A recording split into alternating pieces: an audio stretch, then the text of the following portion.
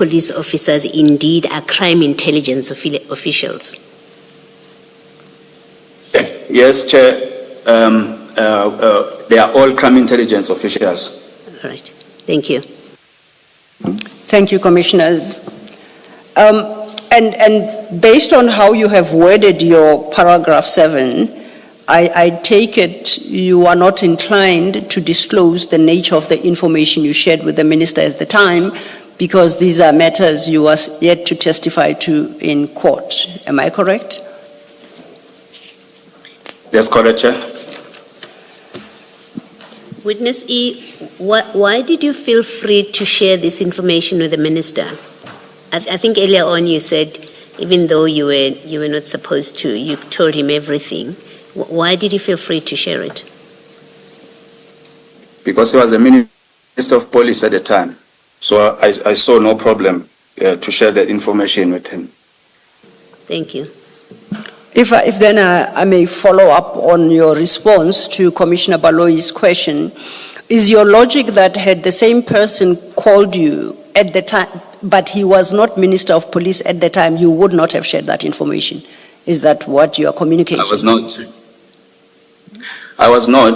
I was not at all. Okay. But because he was in the leadership of the SAPS as a department, I felt it fit to tell him, because when he spoke to me, it's like he already had an information okay. About what happened. He just wanted some confirmation from me. So I saw no problem to share it with him. Thank you, understood. Can we then move on to your page 3 of your statement, starting at paragraph 8? You continue the conversation you had with the Minister, and you say you also informed him of other issues. Can you deal with the contents of your paragraph 8? At page 3. Before I deal with paragraph 8, yes. Chair, well, you will forgive me. I used, in the previous questions, I used compelled and critical in one sentence. So you will forgive me. So my English might not be proper. So maybe I withdraw that compelled and leave the critical one. Okay, it's noted. And in fact, that statement, compelled and critical, is not part of your statement. It is in your annexure E, an annexure WE2, yes, that we referred to earlier. Fully noted. Thank you, witnessing. We may then go to paragraph 8. In paragraph 8, I told the Minister, I also informed the Minister that I discovered the plan to assassinate Cindy Somagaga in July 2017, prior to his assassination taking place. After hearing about the assassination plot, I reported this to my superiors. My superiors are the same officials that I've mentioned in the previous paragraphs, the same names that I gave to the Minister.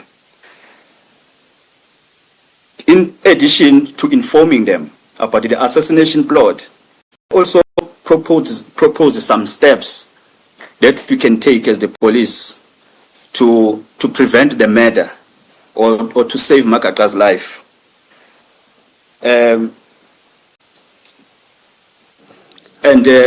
They did not want to listen to me, even after I gave them steps that we can take. So Minister Mkhunu further asked me whether... Just Witness E? Just a minute, Witness E. Yes. When you heard about the plot, were you also told who the people that would carry it out were? Chair, at that time, I was told by the killers, the shooters, the shooters, the ones that pulled the trigger. They are the ones who told me that in the next 2 weeks' time, we are being hired to kill Mr. Makaka. So we had 2 weeks to stop the murder. Did did they not tell you who had instructed them or hired them to kill Mr. Makaka? They did, Chair. And did they give you the same names of the people, or rather the same names you gave to the minister?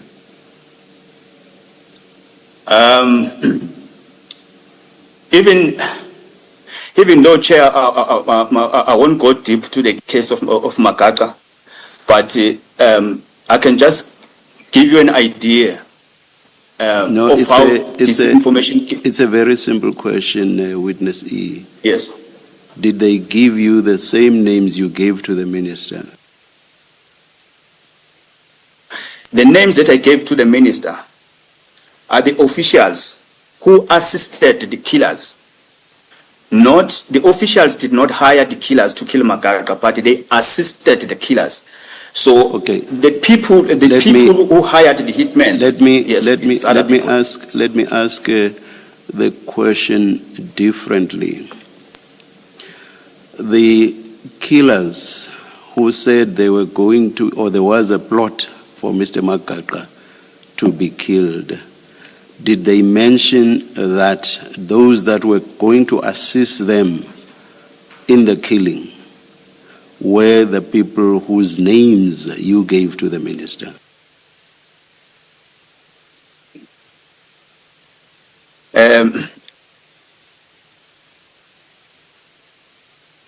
I hear your question, Chair, and I want to answer this question, but I want to answer this question in this fashion.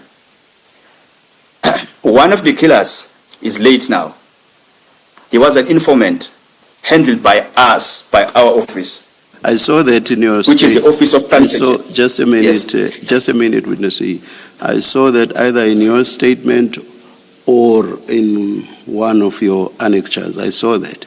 I'm asking you a different Yes. question, and my question is, when those that were going to kill Mr. Makaka told you about the plot, did they also tell you that in carrying out the plot, they were going to be assisted by the people whose names you gave to the minister? It's a very Yes. simple. They gave you those names. Yes. Yes. And you Yes, say, that's correct. and you say these people were your superiors. Yes, Chair. And you say you could have prevented Mr. Makaka's murder if something had been done between the time you were told of the plot Yes. or about the plot and the time when Mr. Makaka was actually killed. Not so? That's correct, Chair. And you then,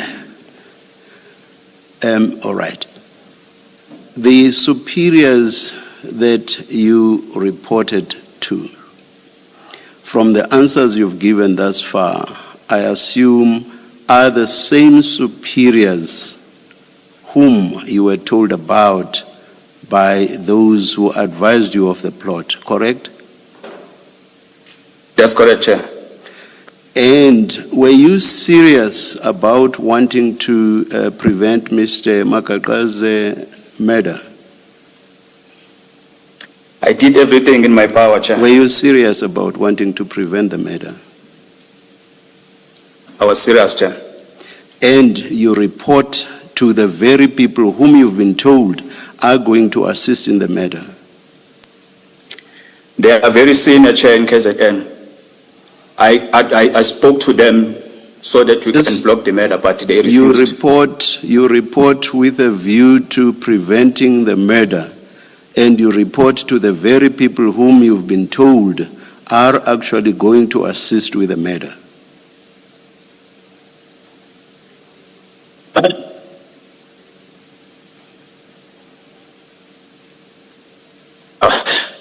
I want to answer this question, but the question is confusing. There's nothing confusing about the question, nothing confusing at all. Please answer it. Okay.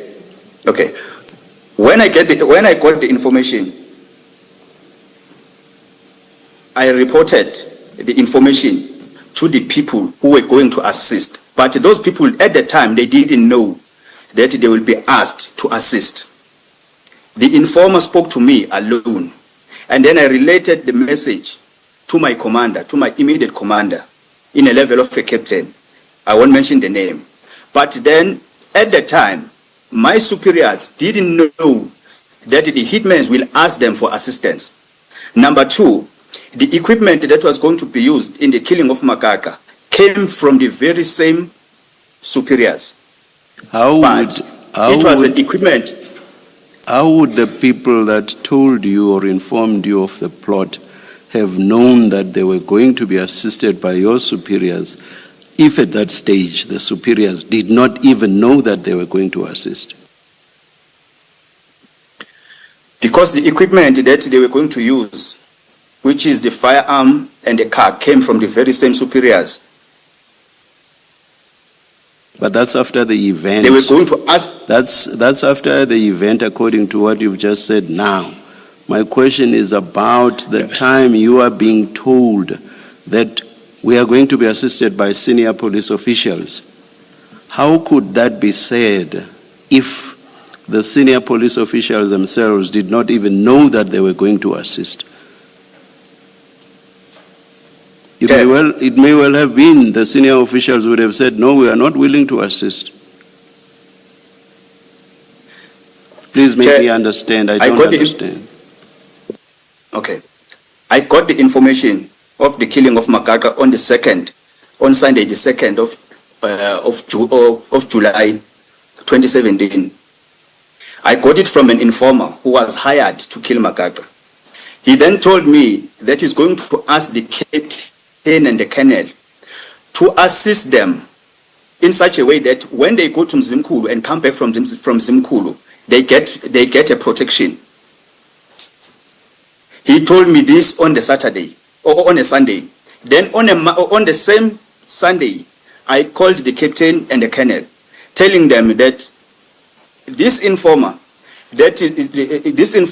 is now hired to go and kill Mr. Makaka. Can we block him? On Monday the 3rd, I also called the colonel again. I asked the colonel, Colonel, can we take away the car that we bought for this informer and an AK that we bought for this informer and keep it to ourselves? We will give the informer these equipments later on, because in the next week, they are going to kill Mr. Makaka. That is how the information came about. Yes, thank you, witness. Yes, Ms. Silva. Thank you, Chair. Perhaps while we are on that, let's just take a step back and to explain what your job at the time was when you had these interactions with the people you say subsequently assassinated Mr. Makaka. Can you just talk us through that very quickly? Chair, as I said, I've been an undercover operative since from 2013. I am currently a handler in the crime intelligence. But at that time, I was deployed undercover. I was deployed undercover to do undercover projects. It was a registered project, but it was a project for cash in transit. In this project of a cash in transit, I recruited the leader of the gang. It was a group of 25 suspects. I recruited the leader of this gang or of this group that is involved in cash in transit. This leader, who happened to be our informant, is the one who came with this information to us because he was hired by the people in the Mzimkhulu municipality. That's how I got to know this information. Okay. On top of that, this group of 25 suspects, I had to infiltrate the group. That's how I got to know these people. Okay, then if I understand you correctly, you say you had been deployed as an undercover agent and you had infiltrated this group out of which then came out the would-be assassins. Is that a fair summary? Yes, that's correct, sir. Now, you say you were deployed undercover. Who were you deployed by? Yes.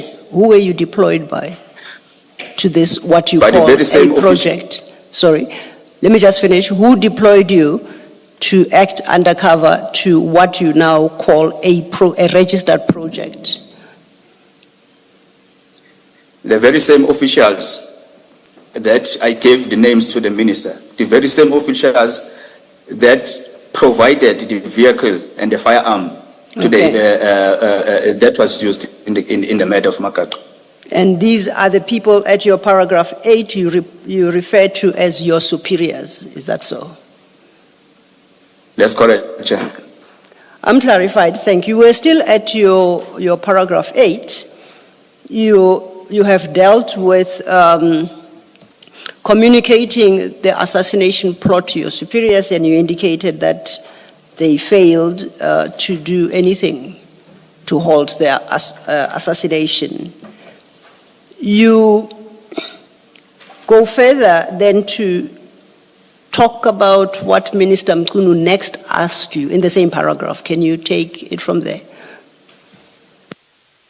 The minister asked me if Lieutenant General Khumalo was also involved in the planning and the killing of Sindiso Makaka.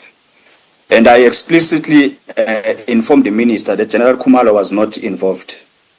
And when I say I explicitly explained or informed the minister, I even went further in such a way that I told him that at the time, because Sindiso Makaka was killed or was shot in July 2017, General Khumalo was not part of crime intelligence at all. He was not even in KZN. And General Khumalo was not the division commander of crime intelligence. A person who was acting at that time, because we didn't have a permanent division commander, it was General Jacobs. And in KZN, the person who was the provincial commissioner, it was an acting provincial commissioner, which was General Langa. So General Khumalo was not involved at all when it comes to this plot and the killing of Makaka. Okay. Please proceed to your paragraph 9. I informed the minister that I only let off Lieutenant General Khumalo in 2018 after the establishment of the PKTT. But at that time, General Khumalo was still a brigadier. And then he was appointed as a leader of the PKTT. I informed the minister that in around 2018, I went to the office of the now retired General Chiga. General Chiga was the provincial head of crime intelligence in KwaZulu-Natal at the time. I then reported the matter to General Chiga of what happened to Mr. Makaka and the involvement of these officials. And then General Chiga then asked me if I can depose a statement. And I said, yes, I can do so. Then it's when he said he would speak to General Khumalo to arrange a team that will come and take a statement. And then after that, both of them, General Khumalo and General Chiga, they came to an agreement that I must be enrolled in the program. And in 2019, indeed, I went to the program. Just take a step back. Where you talk about going to the office of the now retired General Chiga, you said it is 2018. In your statement, you've got a specific month. I think it's important you mention both the month and the year.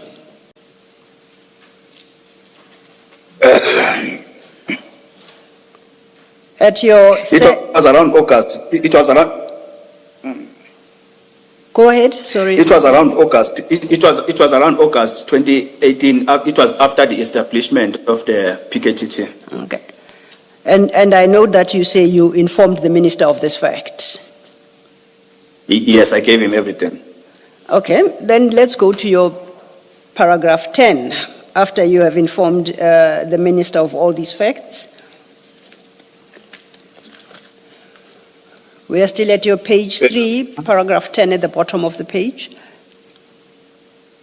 Yes, therefore I made it clear to the minister that not only was General Khumalo not involved in assassination, but that I only came to know of him later on. I only came to know of him later on. Excuse. And if we then could turn the page to the next page 4, starting at paragraph 11, if you could take it from your paragraph 11. I since learned that after my meeting with General Chiga and I since learned that after my meeting with General Chiga held a meeting with General Kumar, whereby a decision was taken by both of them that I should depose a statement and be enrolled in the program. And for the record, firstly, did you depose to such a statement? Yes, I did. And is this the time you then went into the witness protection program you said you are still a part of today? That's correct, Chair. Okay, we then move to your paragraph 12, where you say the minister had engaged with you on other issues. Could you deal with the content of your paragraph 12? The minister asked me what are my grievances in the workplace. And my response to him was that due to my stay in the program for 7 years, I am sitting in one rank for 14 years, whereas my other colleagues whom I trained with were getting promotions and being moved to the next ranks, but myself, I was always being overlooked with my experience and my contribution. The minister then informed me to write my grievances in a form of an email and send them to him. He provided me with his email address, as stated there, and then he further asked me if Minister Pegicele was also involved in the assassination of Makaka, and my response to him was that no, Minister Pegicele was not involved. And at that time, he was not even a minister of police, so he was not involved. He was not involved at all. I see that the email address you say the minister provided you is his official parliamentary. It's got a parliament domain. Is that correct? Yes, that's correct, Chair. Okay. Then let's go on to your paragraph 13. After the call with the minister, Mkhunu, I then contacted a friend of mine who happens to be a lawyer to seek just an advice pertaining the call that I had with the minister. The friend of mine advised me that I should write my needs and grievances, and that I send the email to Mr. Mkhunu. But at the same time, he said I must also send the very same email to the National Commissioner. My friend also provided me with the National Commissioner's email address because I didn't have it at the time. And who was the National Commissioner at the time you were directed to send an email? It's a current National Commissioner, which is General Fanny Masamula. After you were provided with the second email address, what did you do? You take up that conversation from your page 5, paragraph 14? On Monday, the 9th of December, 2024, at about 11:53, I sent an email to Minister Senzo Mkhunu to his email address, and at the same time, I also sent it to the National Commissioner, General Masamula, in the email that was provided to me in paragraph 4. And in that email, I was setting out the details of my experience in the SAPS and my contribution and all that. That can be the email is attached as We1. Before we go to We1, just to correct for accuracy, you stated that you sent the email to the minister and to the email address provided you in paragraph 4. That can't be correct. It's at paragraph 13, right? You are referencing General Masamula's email address? Oh, yes. Okay. Just wanted to It's clarify page 4, that. paragraph 13. So. Okay. Okay, thank you. So then you refer us to WE1, Annexure WE1. That's the first document in your annexure file, starting at page 1. It's quite a lengthy email. And in line with your requests to the commissioners that you not divulge some of the details pertaining to the criminal case that is still to be held. This particular document provides significant or makes significant reference to those facts. Is that correct? That's correct, Chair. And these are the facts that you would prefer not to be publicly disclosed at this juncture? That's correct, Chair.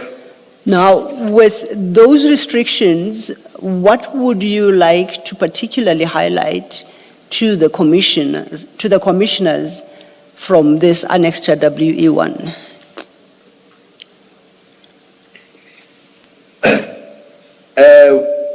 What I needed here was the request for an intervention by both the minister and the national commissioner pertaining my working condition, because after I had that fallout, there was that issue with my my superiors. They started to weaponize the working conditions. They started to weaponize promotions against me. They started to they started to abuse me at work. That is what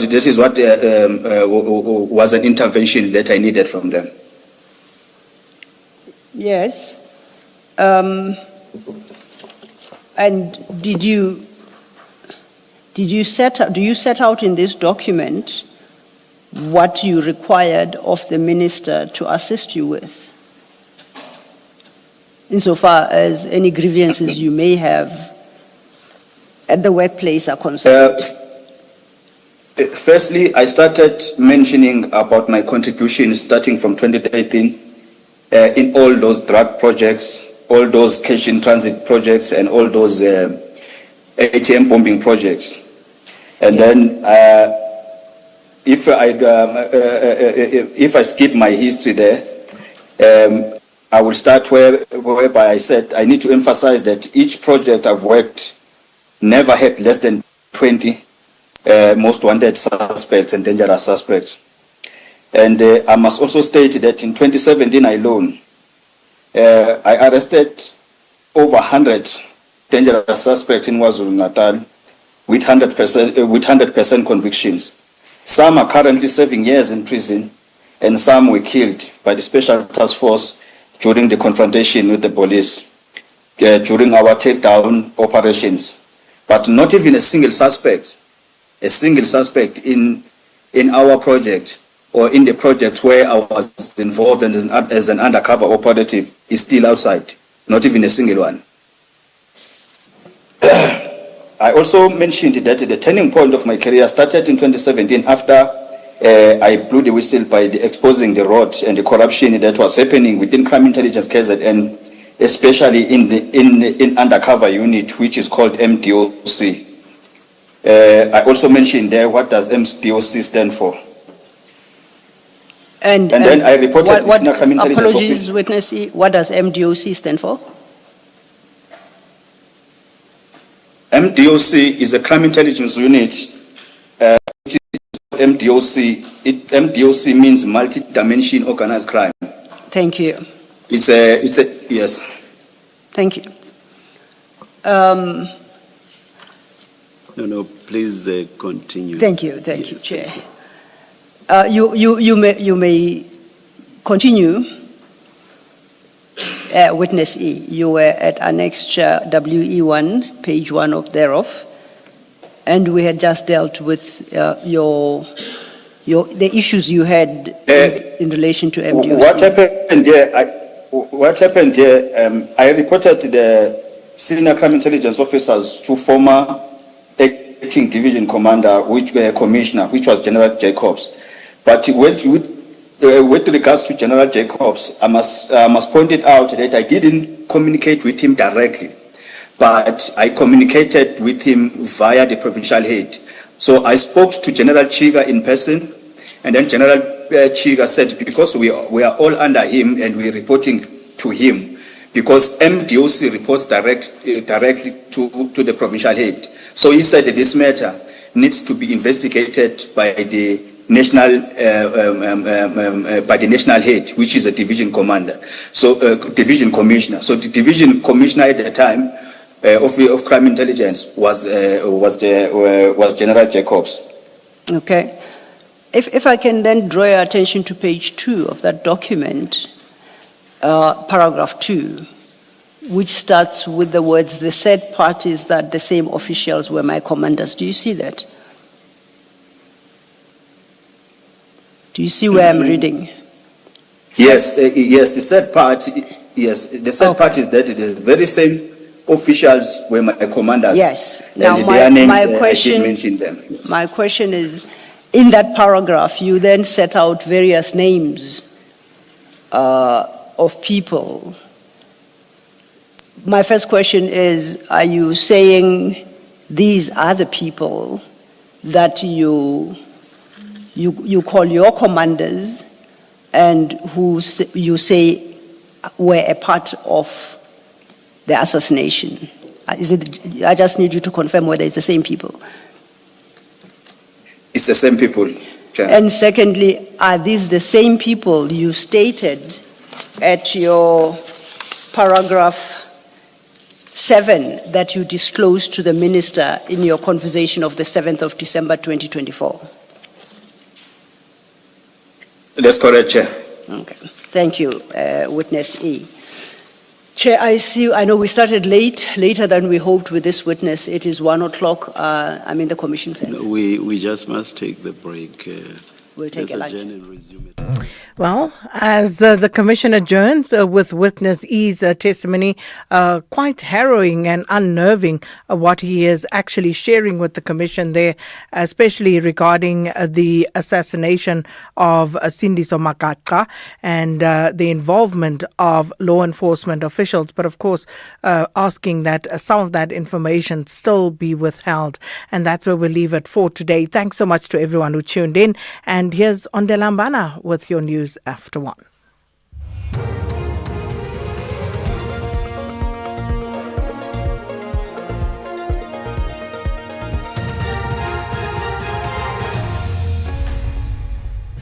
Thank you, Sakina and the team. On the top stories, Mashaba confirms merger with 2 other political parties, and Russia flagged for abusing Interpol's wanted list. For SFM News, I'm Wonderlamban, and a very good day. Action SA leader Herman Mashaba has confirmed that the party will merge with the Azanian Independent Community Movement and the Creative Congress Movement to contest the 2026 local government elections. He says the merger is in line with the party's strategy to work with like-minded political parties. Mashaba addressed the media in Johannesburg. Action SA has made it clear that our focus is on uniting a diverse group of political parties under our Green Umbrella project, where under a single banner, we are giving communities a unified voice and a real chance to change. The case of man accused of involvement in the killing of media personality Warwick DJ Waras will be back in Johannesburg Magistrates Court on the 11th of next month. Victor Majola appeared in court this morning and was denied bail. Earlier, the media personality's mother, Beverly Stock, said the accused would evade trial if granted bail.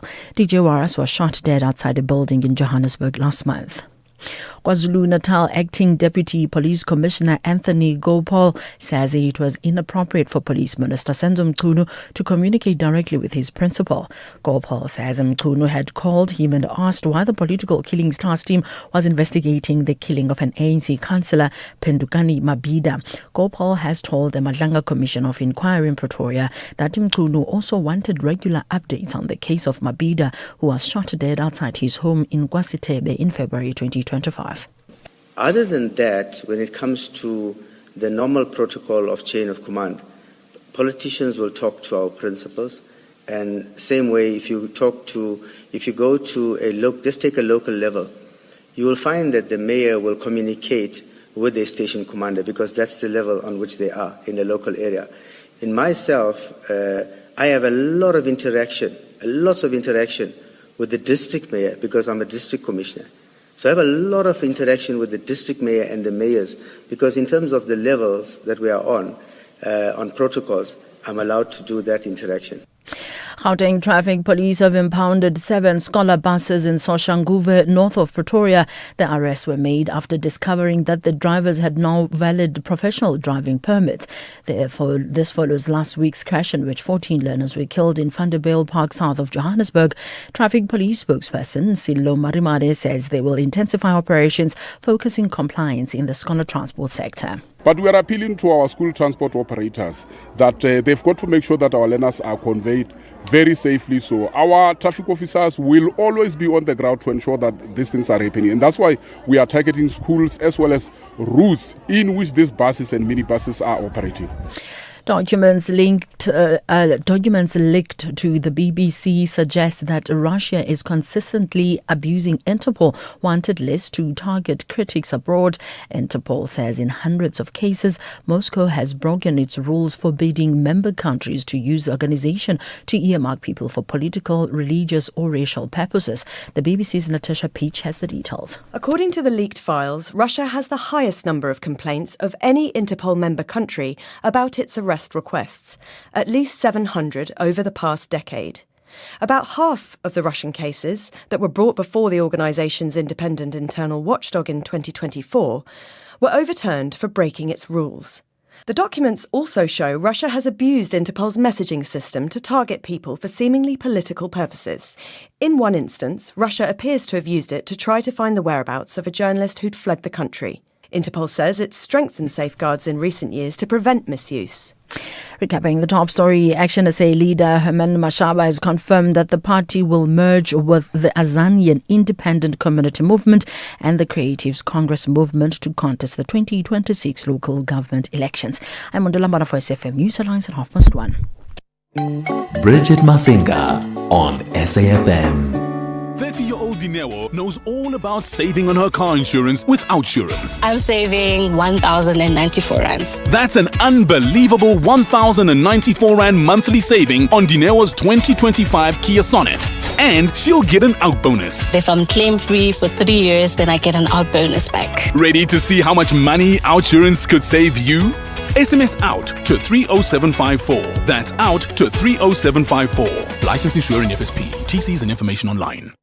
The leader of the country trusts their top-of-the-range plan will silence 2016 champions. However, Masandawana say they will delight Cabo Yellow fans. This is the CAF Champions League. Do not miss out on Al Hilal Sports Club versus Mamelodi Sundowns on Friday, 30 January at 8:30 p.m. live on SABC Plus and SABC2. Proudly brought to you by SABC Sport. For the love of the game. The Full Circle with Bridget Masinga. Monday to Friday, 1 to 3 p.m.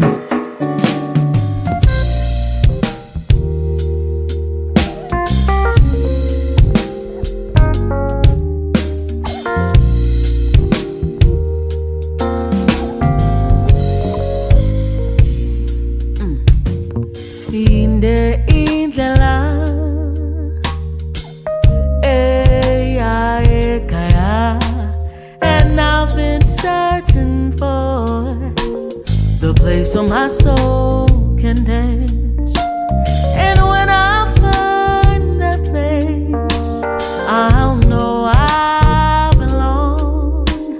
And when I find that place, I'll know that I am home. Oh, in the indlela esuke ekhaya, and I've been searching for the place where my soul can dance. And when I find that place, I know I belong. And when I find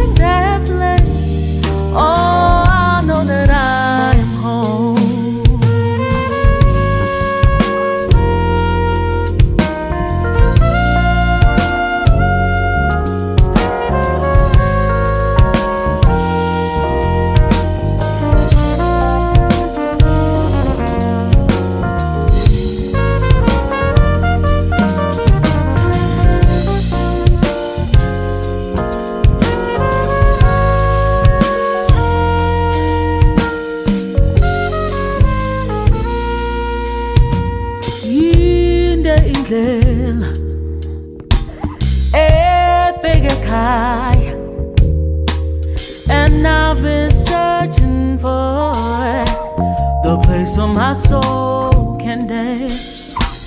And when I find that place, I'll know I belong. And when I find that place, oh, I'll know that I am home. Yeah, I'll know that I am home. When I see my mama's face, when I feel a warm embrace, yeah, I'll know. Yeah. When I see my daddy smile, yeah, yeah, I'll know. Said I'll know that I am home. Said I'll know that I am home. Yeah, I'll know that I am home. Said I'll know that I am home. When I see my mama smile, and she says, oh, she's still alive, then I'll know that I am home. And I'll know that I am home. I'll know that I am home. Then I'll know that I am home. It is the incomparables, Pam Dlalosi, coming through with Inde Indlela. That is how we kick off this Monday afternoon. Some beautiful sounds coming from right here in Mzansi. Hope you had yourself a restful weekend. Some people on social media were saying, can you believe it? There's still more to January. And it's already throwing hands, as the young children say. January is already throwing all the hands that it possibly can throw. Little does it realize that you and I are fortified in all things good. And so we have all the tools to get over all the hurdles and the challenges that it might bring in the remaining days. We've got a short but lengthy show for you today. As you've noted, Madlanga Commission has commenced for 2026. We're going to be touching base with Usbahle Mota, SABC reporter, who held our hands throughout the first installment of the Madlanga Commission last year, and she continues to do so this year. And then we're looking at seeking early advice for couples that are blending customary and civil marriage. There's been a lot of chatter around this on social media. It was ignited firstly, obviously, by the divorce proceedings of celebrity couple DJ Black Coffee from his wife Entlembali. And then it's continued with that ruling by the Constitution Court that happened last week, where, of course, they denied the validity of any kind of antenuptial contract that was entered into after customary marriage. And a lot of the conversation on social media is people just trying to understand the basics of what that means.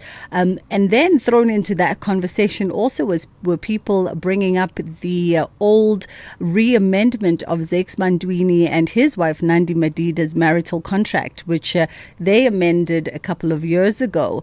Moving from a civil in community of marriage contract, nullifying that, dissolving it, and then entering a civil anti-nuptial contract.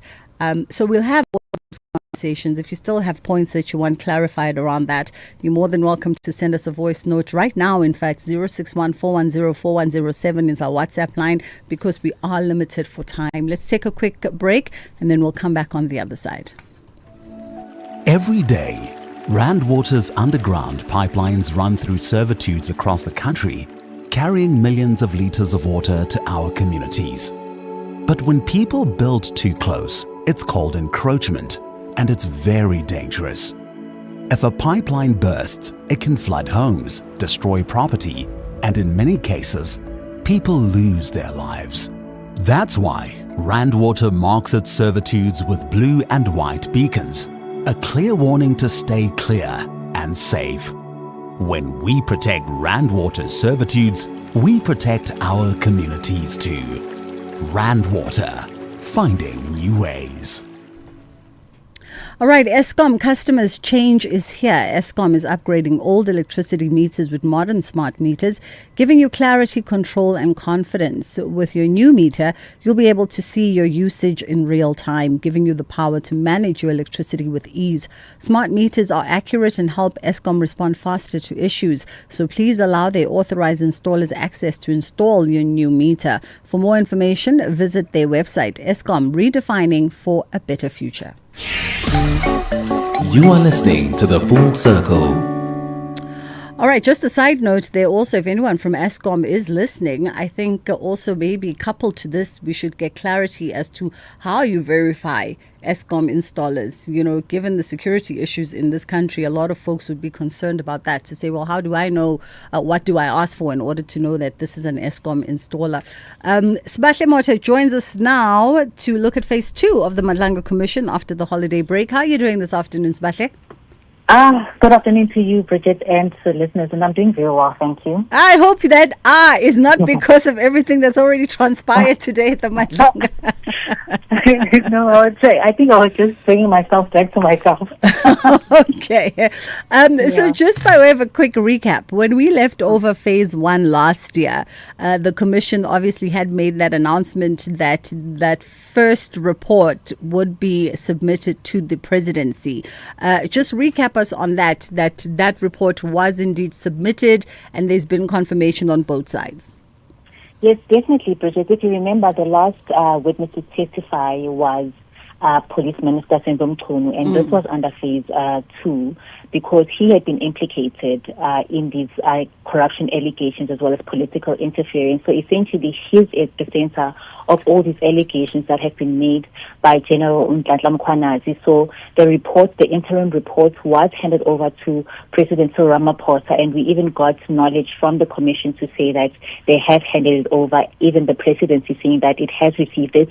And this, justifying its reasons as to why it will not make it public, because it believes that all sides or all people who have been implicated in these corruption and political interference allegations have a right also to, respond to these claims. So, it also just makes sense that have all sides of the story before you release this report. But today we are back, and what the Commission has started off on is the political interfering allegations that have been made against Senzo Mchunu, and we've heard witness testimony from the Deputy Police Commissioner in KwaZulu-Natal, which is General Anthony Gopal. And then now we have another witness who is in partial camera, witness E, who's also served in the police service as well as SANDF, and he's, we can hear his voice, but we can't obviously see his face because he's citing various threats against his life as well as intimidation. So already, in the hot seat today, we basically is seeing a lot of damning testimony already. So we can only but understand that this is probably going to heighten as the weeks proceed, because those previous witnesses laid the foundational ground, and now everyone else is coming to on everything that was said. Yes, definitely. And I think a lot of us, when we were followed the Madlanga Commission, we thought these political, the allegations that have been made against Senzo Mchunu just related to his disbandment of the political killing task team.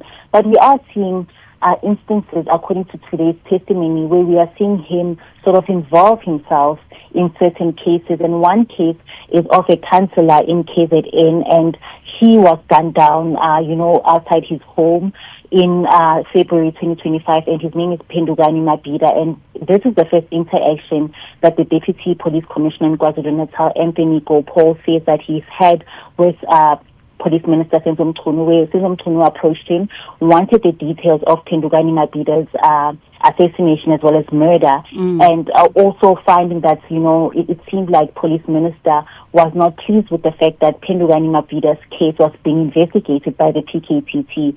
And, General Gopal even says that he explained to Senzo Mchunu as to why it would be the political killings task team that actually investigates his murder and not the police station in which the murder docket comes from, the respective police station. So, he gives us a sense that Senzo Mchunu was not pleased with the fact that the PKPT was the one investigating this matter. And if you remember, the PKPT was disbanded by Nkunu without actually speaking or consulting with the relevant stakeholders. And now you are seeing that even with the General Gopal's testimony, he says that he found it strange that Sindom Nkunu would actually speak to him and not his principal. And in this regard, it would either be a General Ntatla Mkhwanazi or even a General Dumsani Khumalo. So you're finding that, there are instances and sort of pockets where we are seeing Sindom Nkunu go an extra mile into trying to find out what had happened in this case. And another case I thought was very interesting is one that had to do with a KZN councillor who was initially from the ANC, and his name is Dushi Govender. And Dushi Govender was initially an ANC councillor, but he crossed the floor to the MKP. And we are seeing on one day, I think it was the 31st of March in 2025, where Sindom Nkunu in party regalia was campaigning for the ANC in that particular ward, went to the police station to complain about this now MKP councillor to the police station, saying that a lot of people are complaining about him, that he's involved in various criminal cases, and why has nothing been done. And what General Gopal actually points out is the fact that, firstly, the minister used his authority as a minister to get a meeting with the police's top management, and secondly, he was clad in party regalia, which made it even more inappropriate. So I think in these two instances, we are seeing where Police Minister Sindom Nkunu is going the extra mile to sort of find information relating to particular cases or even particular instances using his ministerial position. Well, listen, especially, I think you've definitely given us a detailed recap and also just laying the ground for what's transpired today for day one of phase two. And of course, we'll continue to keep in touch with you and see how that builds on from today. Thank you so much for the time. That was Usmahle Mota, SABC reporter. It's 1:20 on the Full Circle with myself, Bridget Masinga, on SAFM. With the conversations that lead the nation, and this is definitely one of them coming up next. We're going to take a quick break, and then we're going to come back and look at some advice for couples that are blending customary and civil marriages together. It's a lot of moving parts in as far as this conversation is happening, and perhaps it's the law now catching up with how we do things as Africans, and it continues to evolve accordingly. 1:20, a quick pause, and then we'll be right back. For 90 years, one voice has informed, challenged, and connected a nation. SAFM, South Africa's national English public radio station. Established in 1936 as the SABC's very first service, the A program evolving through the English service, Radio South Africa, to SAFM in 1995, shaping thought and strengthening democracy. From a full-spectrum station to a trusted home of news and talk, SAFM continues to lead the conversations 90 years strong. SAFM, leading the conversations that move us.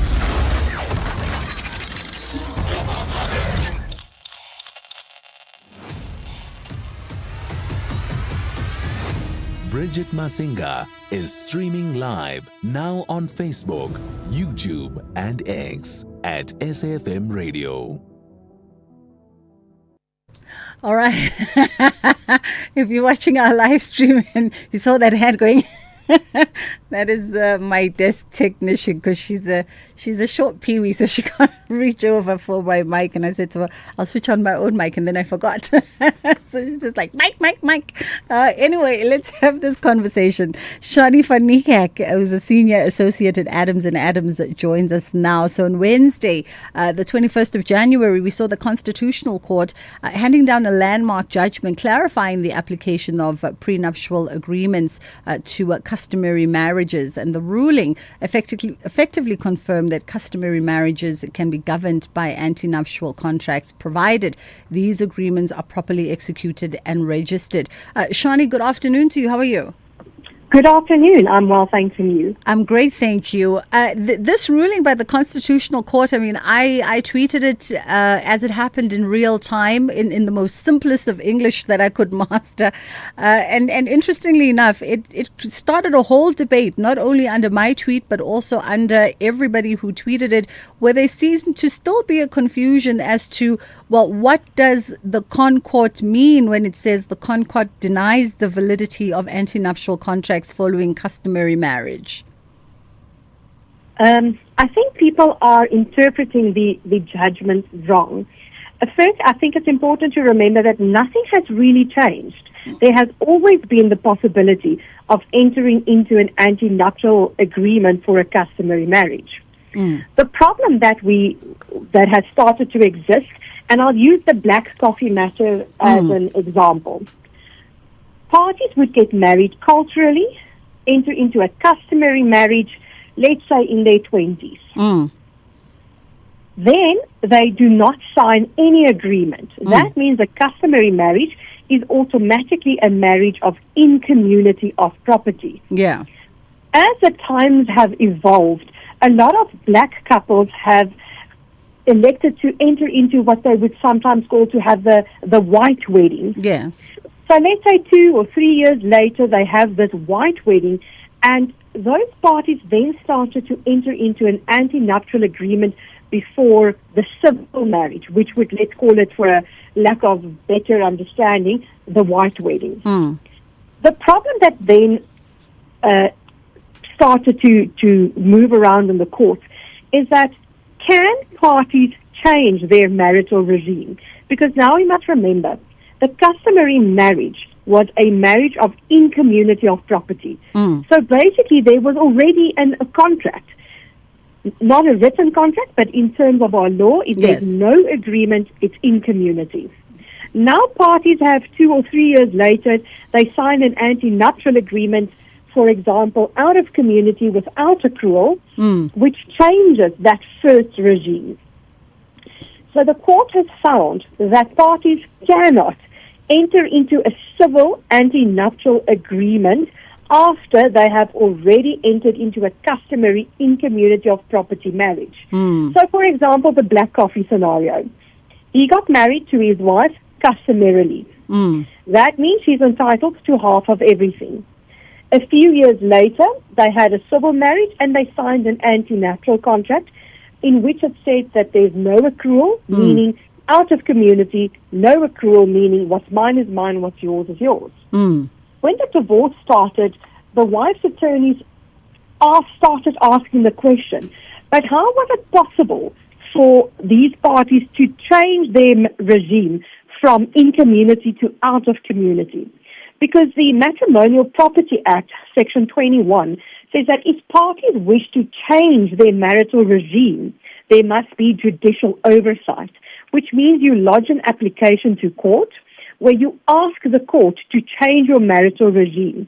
And you then have to give notice to your creditors, you have to advertise it, and so forth. So in the matter that was before the Court, in the High Court, the question was asked, but can parties married customarily just sign an anti-nuptial contract and thereby change their regime when they enter into the civil marriage, or do they also need this judicial oversight?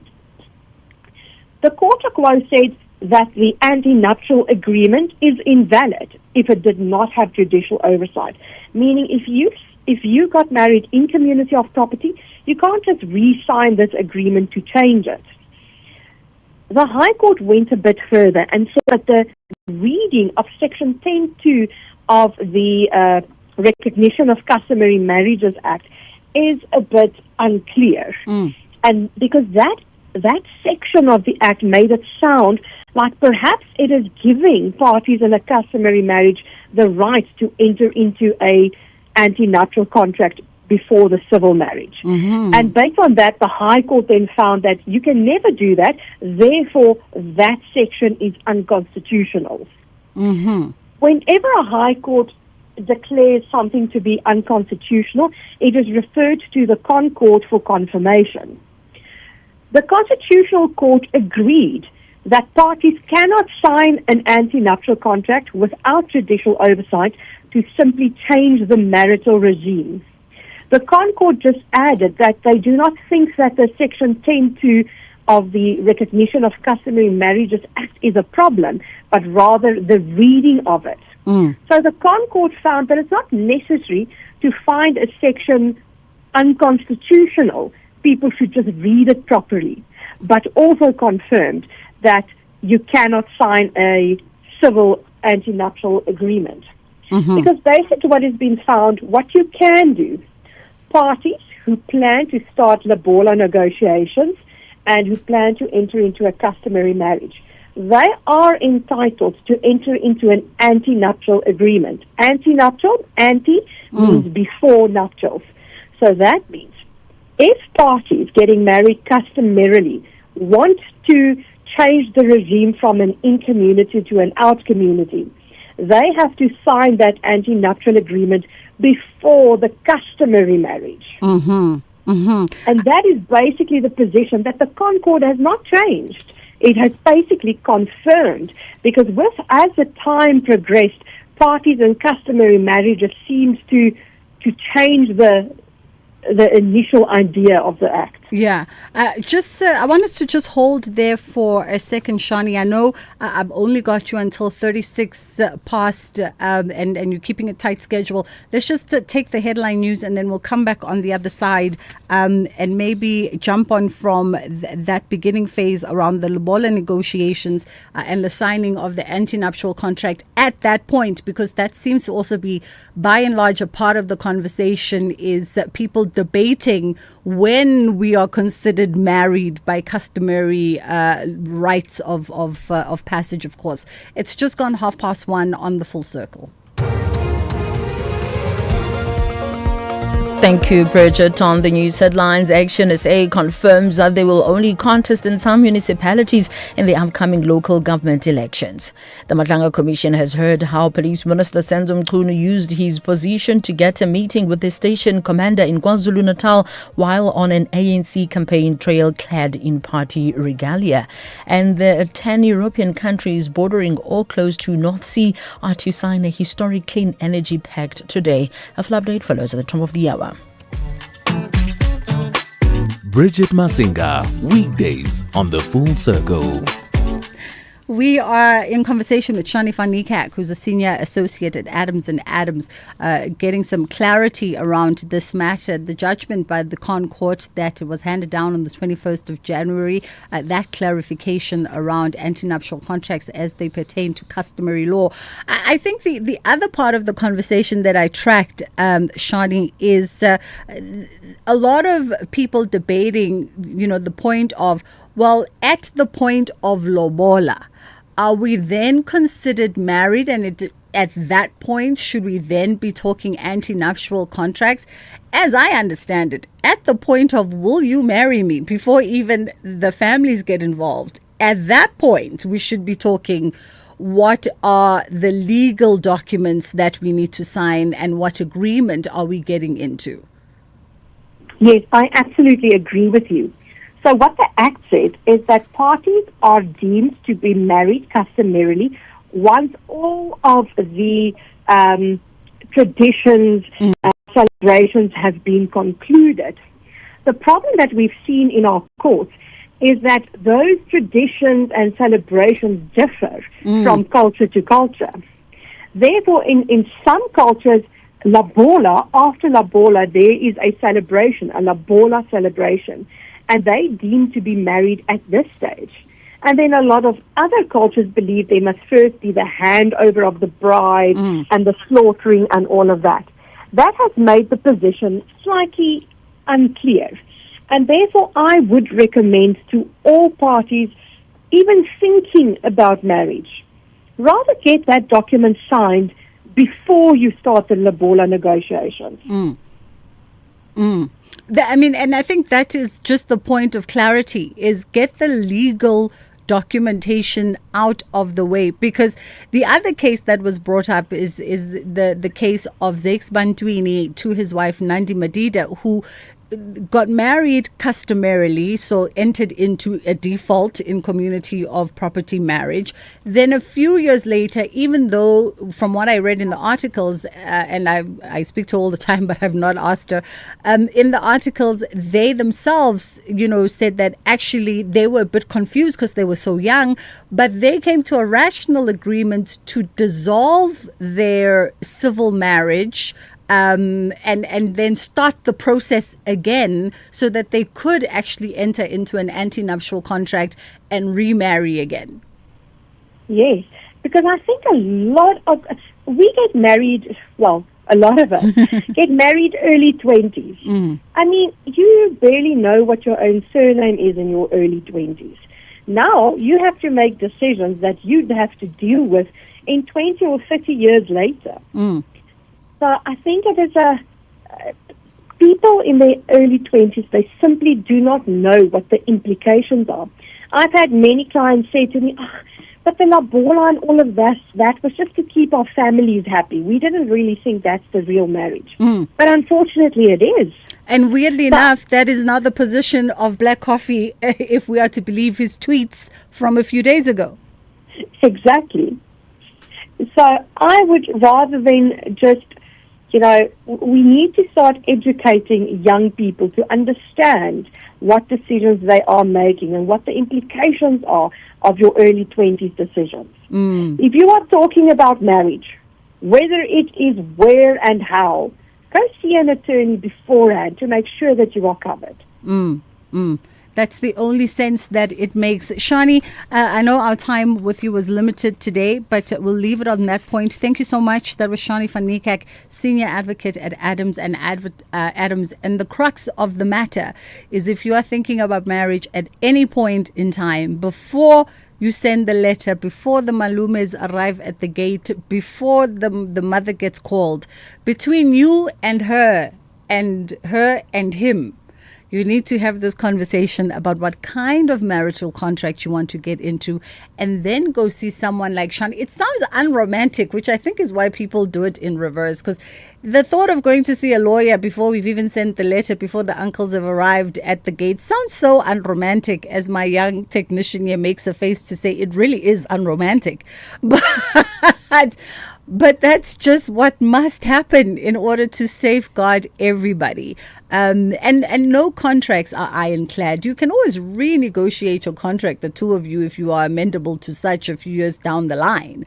But at least enter it also knowing that you understand the kind of marriage contract that you want to enter into, and proactively take those steps before you send anybody to do anything on your behalf. Unromantic, but very practical. Let's take a quick pause and then we'll come back on the other side.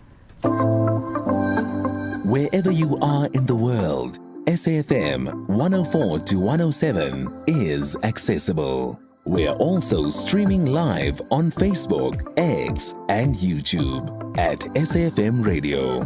We acknowledge and appreciate everyone tuning in and watching our streams. Stay with SAFM 104 to 107 as we bring you Commission Live, breaking stories, and thought-provoking lectures. SAFM, leading the conversations that move us.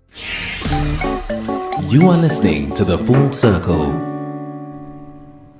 Sipokazi Khumalo joins us now, workshop and festival coordinator, and we're looking at the eThekwini Filmmakers Association, which has announced the launch of the Mzansi Real Stories mentorship program. How are you doing this afternoon, Sipokazi? Sipokazi? Yes, can you hear me? Yes, I can. Good afternoon, Bridget. I would like to greet all the listeners worldwide, and it's such a pleasure being on the show. Oh, thank you for acknowledging that we stream worldwide, actually. Exactly. Thank you for taking the time. So the eThekwini Filmmakers Association, in partnership with the KZN Department of Economic Development, Tourism, and of course Environmental Affairs, and the Durban Film Office, has announced the launch of the Mzansi Real Stories mentorship program. Talk to us about how this program came about between all the stakeholders. So this program started about 4 years ago, and it was launched by Mr. Andile Bua. And we just basically pitched an idea to, how to equip online content creators with the skills to provide high quality and engaging content through the film and TV production technical aspects, because we are also in the film space. So we basically pitched the idea, and they loved it because it's all about empowering the youth and teaching them how to basically monetize through social media content creation. In terms of the rollout of the program, give us the structure of it, because you're right, social media is such a big part of just the creative sector. And I think even if you are a filmmaker, right, it is a platform that's waiting there for you to maximize and exploit in order for the success of your projects. Correct. So within the mentorship program, we'll be basically teaching the process of filmmaking, basically, and how to merge that with the podcasting space, because we've realized that the podcasting space is growing profusely, and it seems as if it's an easy way to grow audiences and listeners. So we're basically merging the TV and film production. For example, if you have let's take a podcast. Podcasts can take about 2 hours of people just sitting and talking about a specific topic. But we decided that a way to engage our audiences would to bring in imagery and visuals. So that merge and to just liberate independent producers as well, because in the film space specifically, there are limited numbers of broadcasting platforms, which can be very demotivating. So if someone has their own channel, because that's what we're going to be teaching about, basically how to start your own YouTube channel, start your own Facebook, TikTok and Instagram, and how to basically break through that mobile monetization. Interestingly enough, Sipogazi, is we have so many podcasts, and we all watch so many local, international, and everyone serves a different purpose. But there's also a particular style, right, of visual podcasting. There's a very particular 2 cameras, 2 mic, sitting across each other, sort of tight shots, and that's it. There really hasn't been much of thinking about them and maybe that speaks to the cost factor of it, but there hasn't been much thinking about them from a creative output visually. Like, what more can we do to visually enhance the podcast besides it having a pretty background, like shot overlays or things of that nature? I have not really seen such, even internationally, even podcasts by some of the A-listers of stars. Exactly. And that's where we come in. We come in to open up that creative freedom into, for example, if someone comes into a show and a podcasting podcasting show, and they come with actual facts. So we are now coming in and saying, let's go out there and let's do the research and let's showcase, for example, the merge between TV and podcasting. We can do it in a form of a documentary. So instead of just sitting down and just giving out all this information, we show these visuals through documentary, through storytelling. Either we have people acting out that specific, let's say, skit or topic that they're discussing at the time.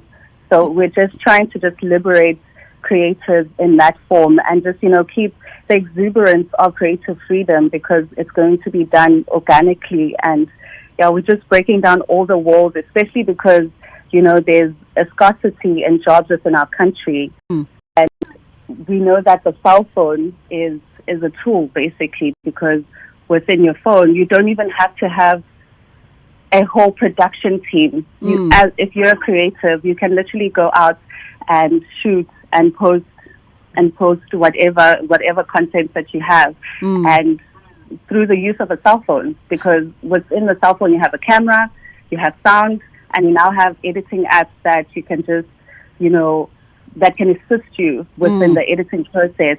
And if everything is within your reach, within the phone, there's no way you can be limited, because and also with the doom scrolling as well, like we've noticed that people are submerged so much into social media to a point where they end up losing insights of who they are because they absorbing all these other, I could say, things that they're exposed to. But to keep that momentum going and knowing who you are, especially as a creative, and not losing, that inspiration within. It's just a matter of just going out there, putting your phone on a tripod or wherever, and just start recording. Because that's literally your tool. Your cell phone is a tool, and if we can just change the mindset of the youth and make them realize that they can create jobs for themselves through this tool without having to,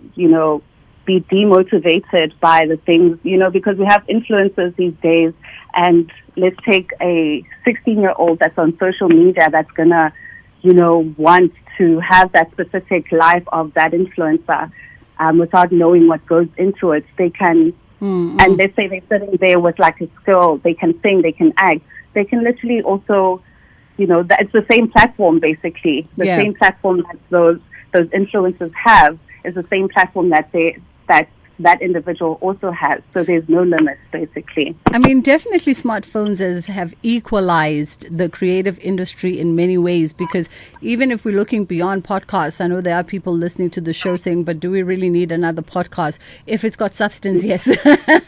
But even beyond podcasts, the ability to tell short formatted stories, because if you look at, platforms like, I'm not on TikTok, but what I've gathered, what makes TikTok successful for the most successful of influencers there is the authenticity of the stories that they tell. People are living their real lives in real time and then showing you the highlights, whether that real life is in a rural area, a township somewhere. They're not trying to gloss it up. It's a very authentic space. Whereas an Instagram, for instance, has a very gloss visual, but also on the other side, there is a space, if you're a good storyteller, that you would be able, as you've pointed out, pick up your phone, use your phone to act as your camera and really document life around you and tell a compelling story. But it's about your ability to know, firstly, the tools of trade. And also, I guess, important to this conversation is understanding the objective that you're trying to meet as a creative storyteller. What kind of storyteller are you trying to be? And I can only assume that becomes part of the 8-week program. Yes, definitely. You're absolutely right, Bridget.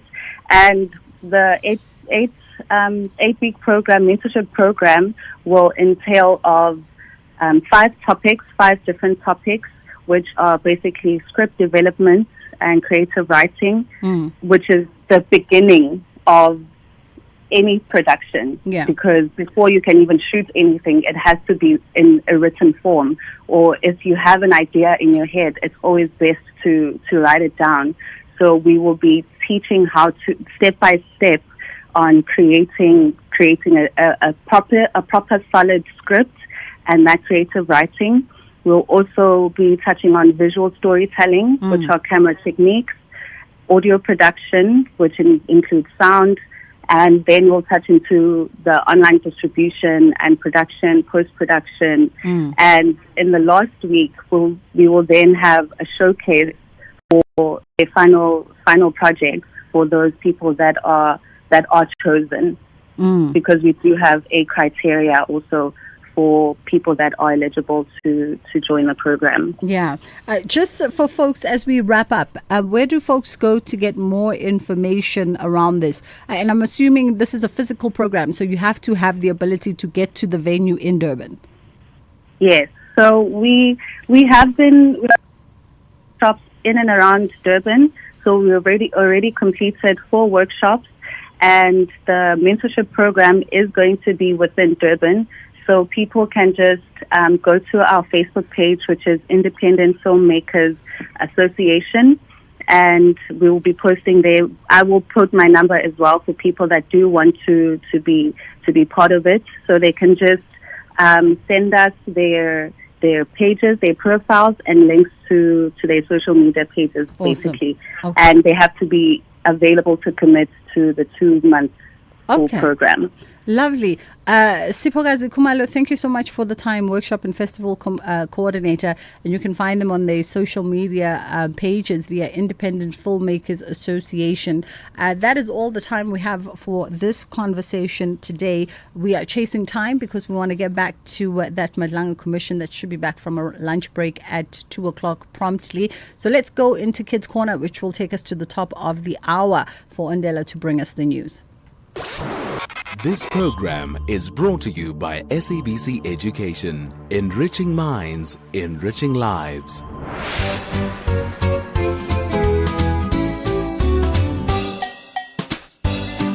Hello, friends, and happy Monday.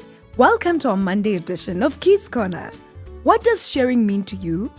Can you think of an example where you shared something with someone else?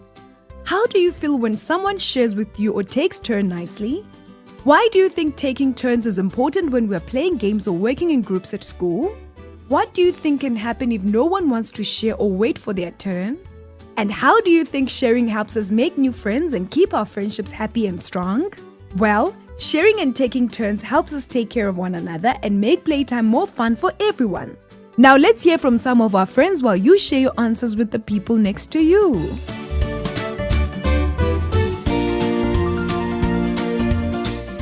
Hello everyone, my name is Mathemba because I'm 6 years old. I go to Jabez Christian Academy School. Sharing means to have a portion with our others, like cutting an apple in half and sharing the other half with my friend. I always feel happy and loved when someone shares or takes turns with me. Taking turns is important. It ensures fair participation and respect. Conflicts can arise when people do not share and take turns. Sharing and taking turns helps keep friendships by creating a bond and trust. Hello, beautiful people of Mzansi. My name is Zabanzi Shangwani. To me, sharing means letting others use something that belongs to you. For example, lending a friend a pencil when they need it. I feel really happy when someone shares with me because I am all for sharing. Like, I will never ever gatekeep or allow you to suffer, especially when I have something. So when I have, I definitely give. So it's very nice to experience the same treatment. Taking turns is really important so that everyone gets a fair chance and no one feels left out. I feel like people may argue, sometimes feel upset and not want to play or work together if you can't share or if you can't wait your turn. Those are the most important things that we learn from a very young age. And I feel like they're very important things and very important skills to develop because that's just how life is. You know, we operate by helping and working with each other. And if you don't grasp the skill of waiting your turn, being patient and sharing with other people, you are going to struggle. I believe sharing builds kindness, it builds trust, and it just builds good relationships, and it also helps a lot with your communication because, you know, you communicate when you want to share something with someone. So, yeah, and it can make you have a lot of friends because, you know, sharing is fun, and sharing is just such an amazing concept because, you know, you can't have everything and someone's always going to have something that you want but you don't have. So sharing gives you that opportunity to experience that thing, you know. So sharing is very nice because you get to experience many things. Hi everyone, my name is Alanda Mzobe. I am 12 years old. Sharing means distributing something. It might be objects, ideas, time, food, or even more for joint use or benefits, fostering connection, empathy, and mutual well-being, moving beyond self-interest to build community and create shared joy and make someone feel more comfortable when with you. I feel very happy when someone shares with me. I feel very happy and grateful. I think taking turns when playing games or working in groups help because that shows love and being fair. If no one wants to share or wait for their turn, it would be a big disaster and many people would fight for that. Sharing helps a lot and can keep friends because everyone takes turns and it's fair for everyone and everyone will feel happy and excited. Thank you everyone. I actually feel good about sharing because I've learned since I was young that sharing is caring. The last time I shared things with someone was on Friday. Who was my friend? My friends actually. I shared with more than one person. I kind of gave my friend a 21 cent. You could buy a 2-liter cool drink, and we ended up sharing it. And I gave a few of my friends some sweets. Why I think children should learn sharing from a young age is because when you learn how to share, you learn how to be much more generous and you learn how to care more about others. What I would say to children who don't want to share with others, just learn how to share because that is the key to being able to be a caring person. Hi, my name is Entle Shabangu. Yes, there are some things that I find hard to share with certain people, not everyone. Yes, I kind of do share it, but with different people, like with my mom, I know I will share it. I will just tell them, I'd either say, let me go and look for it, even though I know it is, or say, no, I can't find it, or say, or give like an excuse, a really good excuse. Then I know that people will just step back from me. But yes, there are some things that I do find quite hard to share, especially things that were given to me as gifts and not just something that I owned, but something that was a gift from somebody else. I feel like sharing creates different opportunities. You learn how to be a better person with others. You learn how to cooperate with different people. Hello, my name is Patumachete. Something that I found personally hard to share is my cell phone. Normally, I do share it. When someone asks for it, I normally say yes because I want to be kind to that person and I don't want to hurt their feelings. The importance of sharing as children is so that there could be peace between and a healthy relationship or friendship. Sharing means letting others use things and taking turns. For example, I share toys with friends. I feel happy when others share with me. Taking turns is fair. If no one shares, people argue. Sharing helps us make friends and keep them stable.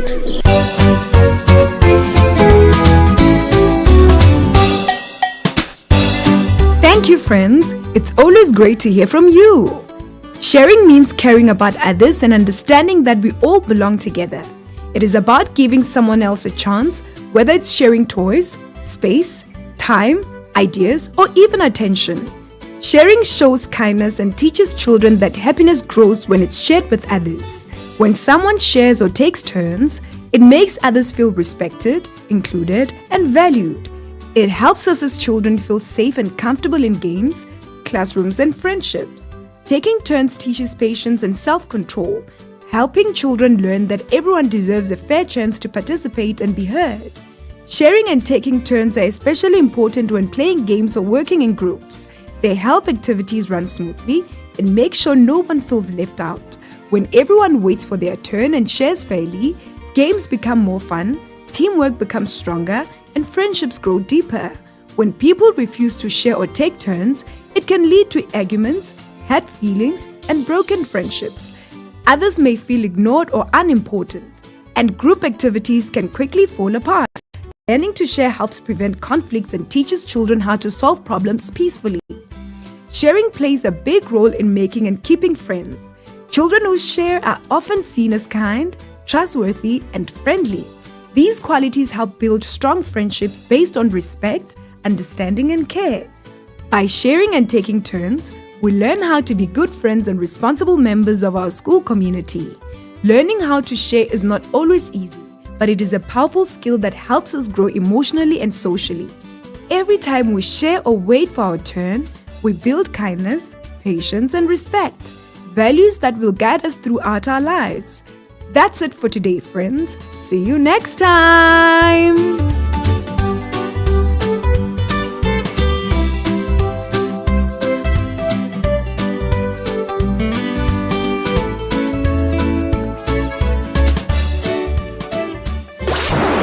This program was brought to you by SABC Education. Enriching minds, enriching lives. Gender-based violence is destroying lives and tearing communities apart. It happens in homes, in schools, at workplaces, and too often in silence. But it doesn't have to continue. If you see it, speak out. If you are hurting, reach out, because doing nothing is not an option. Listen to all 19 SABC radio stations for hard talk, discussions, advice, dramas, educational shows, and interviews around GBV with experts, survivors, lawmakers, and a whole country affected by gender-based violence. All on your favorite SABC radio station. Call 0800 428 428 to report abuse or get help. GBV, it ends with you. This message is brought to you by the SABC.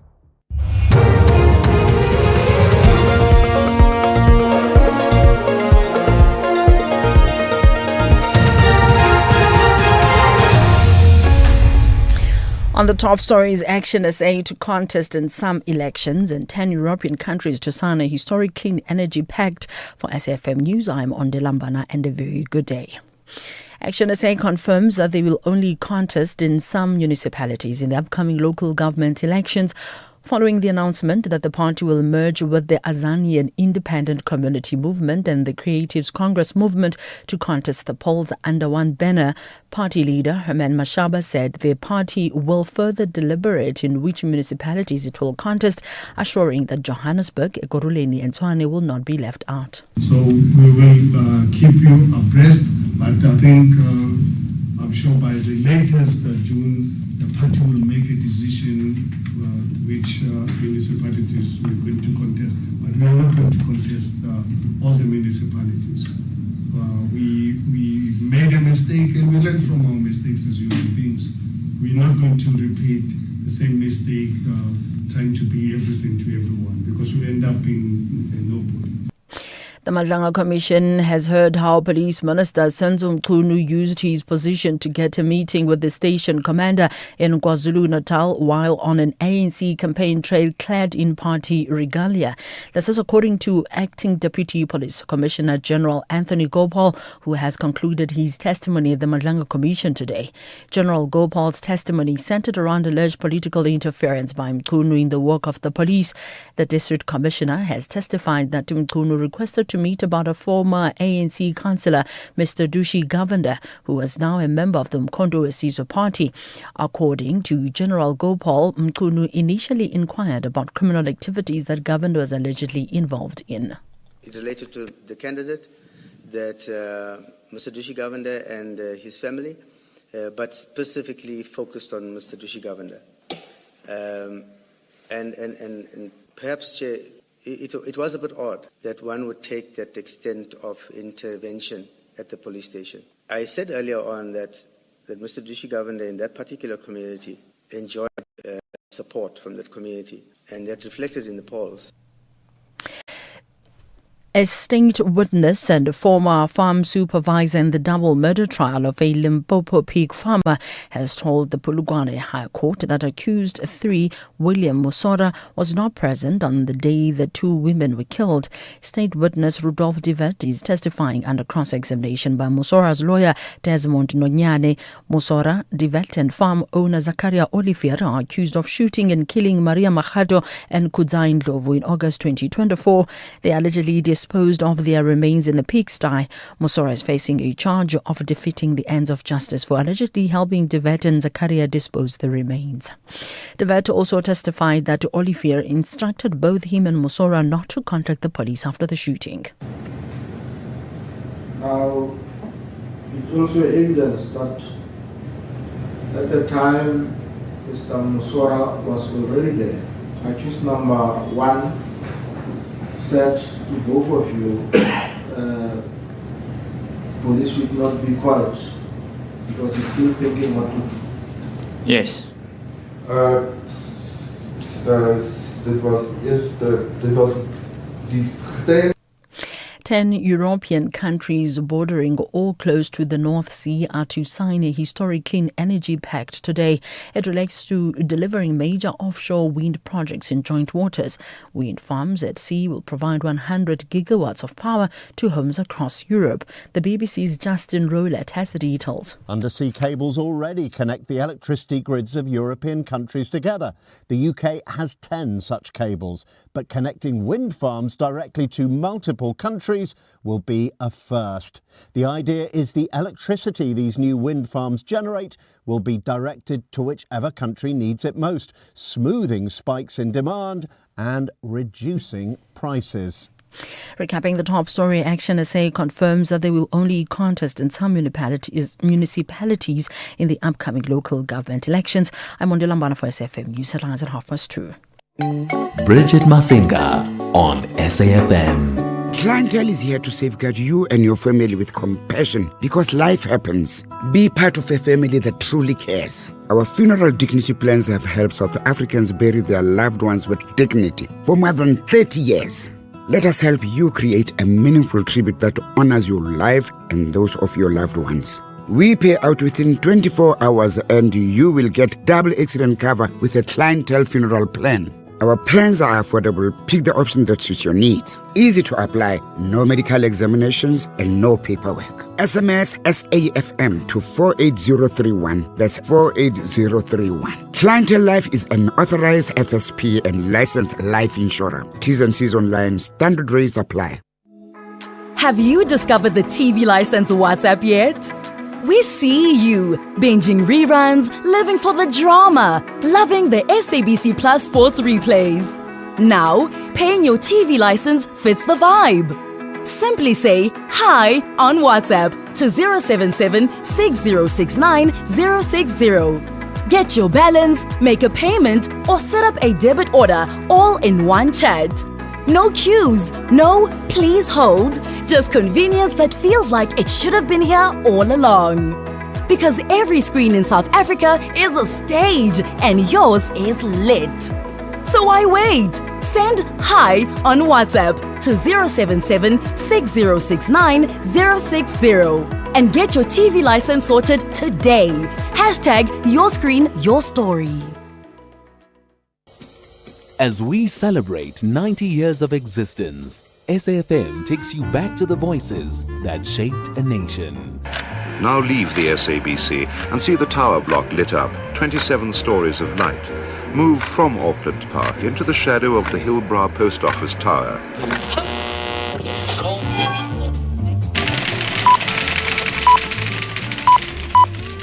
This is the English service of the SABC. Here is the news, read by Patricia Carr. A member of the Planning Committee of the President's Council, Mr. Nick Turnich, has been appointed chairman of the Council's Community Relations Community.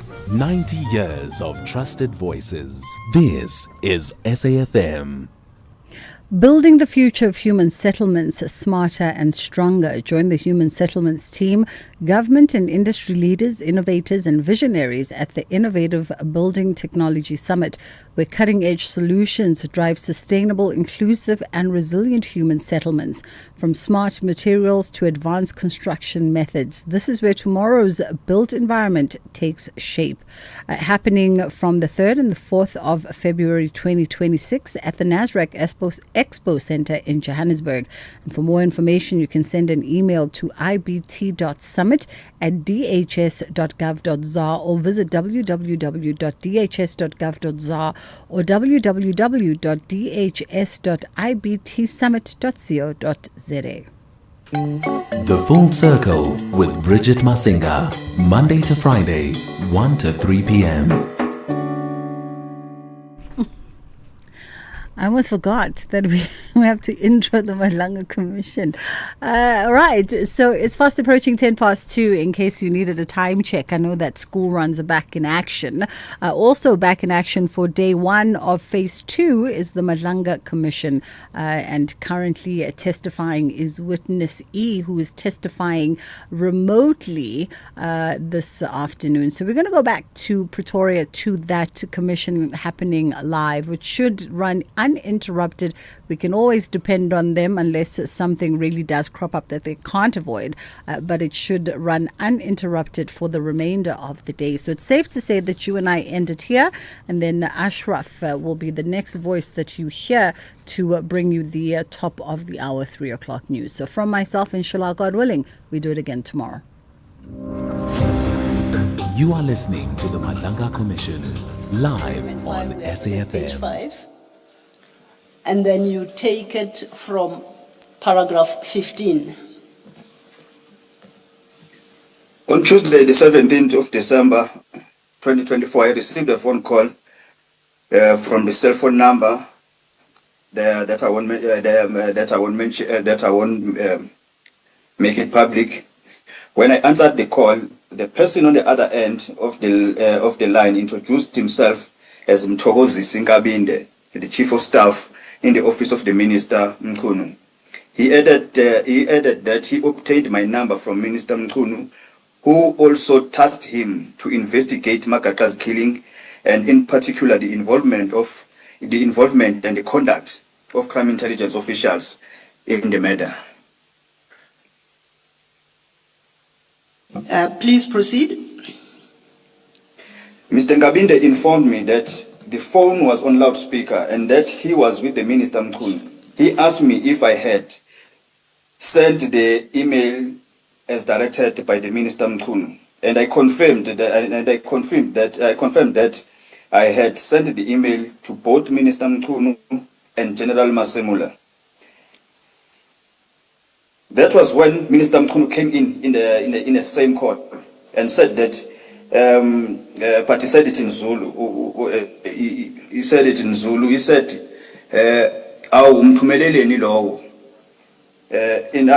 he said I was not supposed to send it to the email to General Masemula because the National Commissioner, General Masemula, and the people involved in the assassination of Sindiso Makaka know each other. Therefore, my grievances will not be attended to. They asked me to forward screenshots of the email, and I had sent, which I did, to both their numbers, which means the numbers of the number of the minister and the number of Mr. Mthokozi Sinkabinde, the Chief of Staff. Yes. Let's go now to page 6 and you continue. Mr. Ngabinde further informed me that he was once in the employ of the IPIT, which is Independent Police Investigative Directorate. And he once heard that former Minister Pegitele and the Lieutenant General Kumalo were also involved in the assassination of Sindiso Makaka. I informed him that the two were not involved. I was then instructed by Minister Mkhunu and Mr. Ngabinde to send the same email to Mr. Ngabinde. And Mr. Ngabinde gave me his email address as ngabindecm@saps.gov.za. Now, when you say the same email, is it the email that we went through that you've attached as WE1, which you say you had sent to the Minister and National Commission on the 9th of December 2024? Yes, that's correct, Chair. Okay. You may go to your paragraph 18. Sorry, can you just clarify on the same something? day, Witness E, just a moment. Witness E, is it your understanding that the minister did not receive the email you sent on the 9th of December? Why would he be asking that you send it again? He told me that he has not seen that email, so he asked me to make screenshots of the email and forward via WhatsApp to him. Then I did so. Then after reading those screenshots, and then it's when he asked that the next emails, I must not send them to him, but I must send them to the Chief of Staff. And the Chief of Staff gave me his email address. Then I started sending everything to the Chief of Staff. Thank you, Commissioner. Thank you, And, Witness E. You may continue. And there's something I forgot to mention. I think in paragraph 16, Yes. whereby when the Chief of Staff called me, he said he has been tasked by the minister to investigate. So the issue of Magaqa and the involvement of crime intelligence officers. Therefore, I must cooperate with the investigation. Just for the record, at paragraph 15, which you read into the record, you did point out that Mr. Ngabinde said he had also been tasked to investigate the Magaqa killing, and in particular the involvement and conduct of crime intelligence officials in the matter. That's what you have at your paragraph 15. You wanted to add to that. Is that he said I must cooperate with the investigation. And what did you understand the investigation to be? Is that cooperate with him for purpose of the investigation? What was your understanding? I didn't understand, Chair, because I didn't know that a Chief of Staff does a Chief of Staff can become an investigator at the same time. But during that confusion, it's when he started introducing that he was working for IPID. Then after he said he was working for IPID, is when I got an understanding that he does have knowledge of investigation. Okay. Okay, we are now at your paragraph 18. On the same day, I forwarded the email to Mr. Ngabinde. After I sent the email... Apologies, Witness E. Apologies, Witness E. Please do not rush through and be accurate. You didn't read that statement correctly. Please start again. On the same day, I forwarded the email. To Mr. Ngabinde. Is it not? After I sent. Sorry, is it not the very same email? Is that not what you are skipping?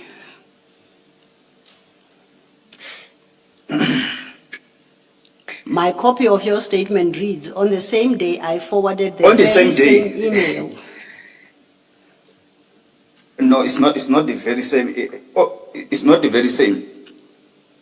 Advocate Silo, the statement that we have reads exactly as he the has witness it. read it. Okay, then I possibly, I might be a version out. Okay, the commissioners have your version, so let's work on your version, Witness E. Okay. On the very same day, I forwarded the email to Mr. Ngabinde. After I sent the email, I phoned Mr. Ngabinde on the same number that he phoned me with, informing him that I had sent the email. Mr. Ngabinde stated that he didn't receive the email and gave me an alternative email address, and he said it's his personal email address to resend the email. Mr. Ngabinde also advised me to rewrite the grievances, and the heading should read as Dear Minister and National Officials, and send it, and also forward my CV via WhatsApp. On the same day, on the 17th of December 2024, at about 10 past 11, I sent the same email to Mr. Ngabinde, to Mr. Ngabinde's two email addresses that he gave me. And I sent them from my personal email address. Yes. A copy of this is attached as Annexure W2. Okay, now your Annexure WE2 is in the Annexure file from page 4.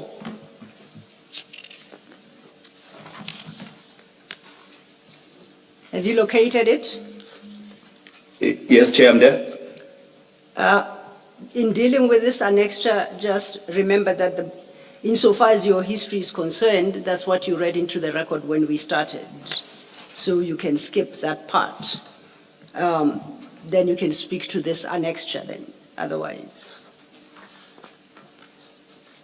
In this annexure, you can see that there on top it's written as follows: Dear Minister and the national officials. So I did exactly as instructed by Mr. Nkabinde.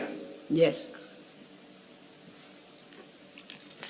Then let's go into the body of the email. You can skip the first paragraph, which sets out your employment details and I think your ID number.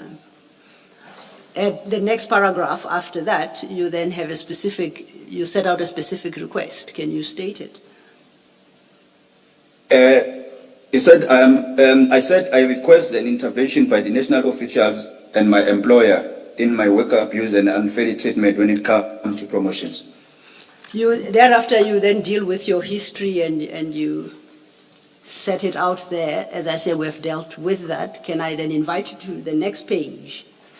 At page 5, and we pick it up from the second paragraph at page 5, which says, my only complaint.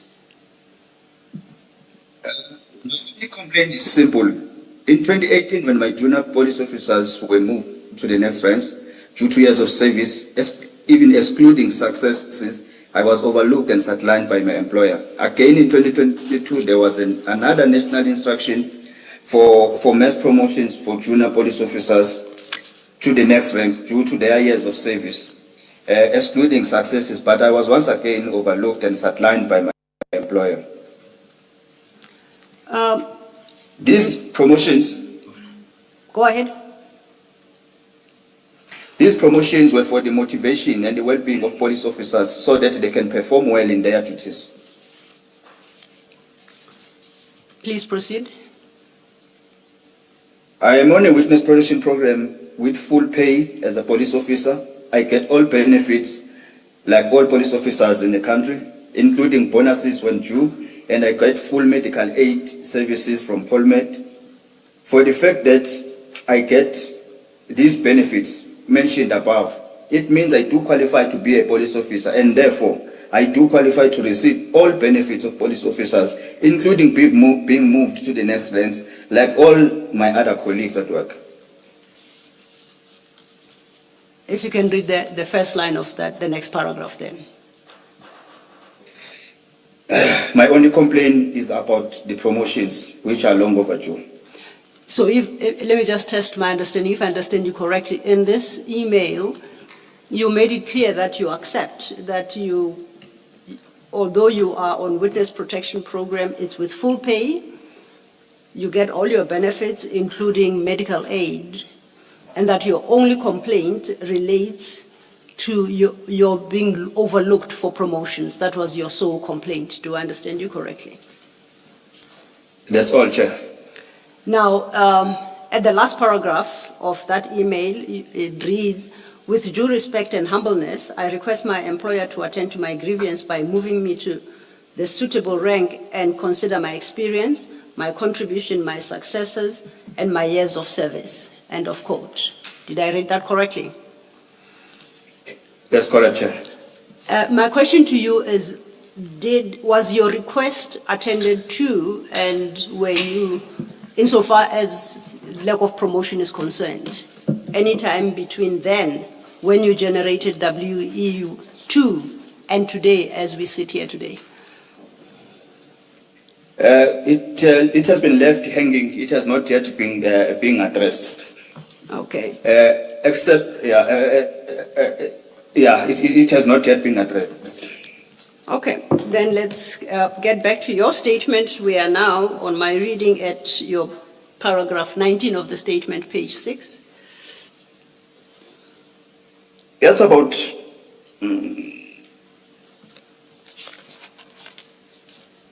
Yes, it's 19. It starts with the words at about. Oh, at about 2 o'clock, I contacted Mr. Nkabinde on his number, with my cell phone number, asking him if he had received the email that I've sent. And indeed, Mr. Nkabinde confirmed that he did receive the email. Okay. And then let's continue to paragraph 20. Shortly after Mr. Ngabinde and the minister confirmed the receipt of the email, I saw an article in the Sunday World newspaper reflecting my conversation with the minister about Mr. Makaka murder, but with some facts distorted. This article is attached as WE1A, bracket A, in brackets. I noted that some facts were distorted because during May 2021, the Office of the Inspector General of Intelligence had initiated an investigation into the involvement of crime intelligence in the murder of Sindiso Makaka. During May 2022, I was interviewed extensively by the Office of Inspector General of Intelligence. The information I relayed to the minister telephonically in 2024 was consistent with my disclosures to the OIGI in 2022. Now, that annexure WE1 bracket A is in your annexure file, starts at page 3.1. Can you locate it? Yes, I'm there, Chair. And what about this article you say reflects your conversation with the minister? Are you able to highlight some aspects, of course, without providing any details pertaining to Mr. Magaga's assassination?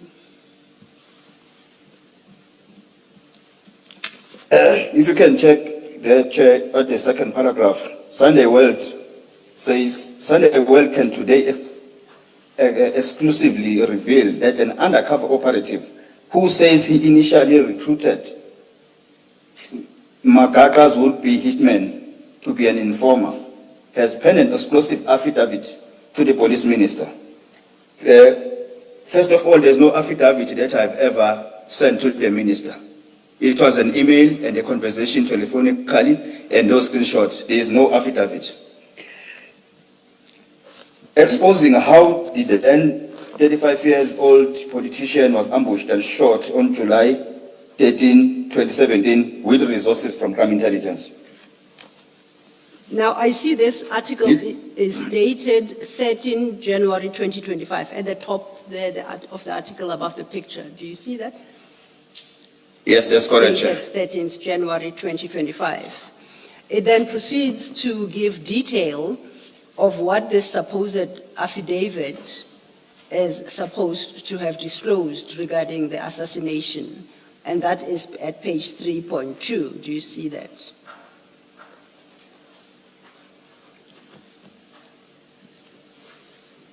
Do you confirm that? Sorry, Chair, in the annexure or in the annexure, page 3.2 of annexure WE1A. This page, they start with the contents of the affidavit. The contents of the affidavit, yes, that page. Yes, Chair. So I'm saying, are you saying that what is set out on that page accords with what you told the minister, although it was not in an affidavit? Yes, Chair, because the content of the affidavit, because Sunday World says the contents of the affidavit, which Sunday World has seen, revealed that Makaka was shot with an AK-47 purchased with money from the slush fund of the crime intelligence, a division of the SAPS. Cash from the same slush fund also funded the purchase of the getaway vehicle, a Mercedes-Benz. Then it confirms, Chair. It provides further detail there. I see at what the copy you have must have quite a big space between the first paragraph and the next, and that's because on the actual article itself, it's an electronic advertisement in between the two paragraphs.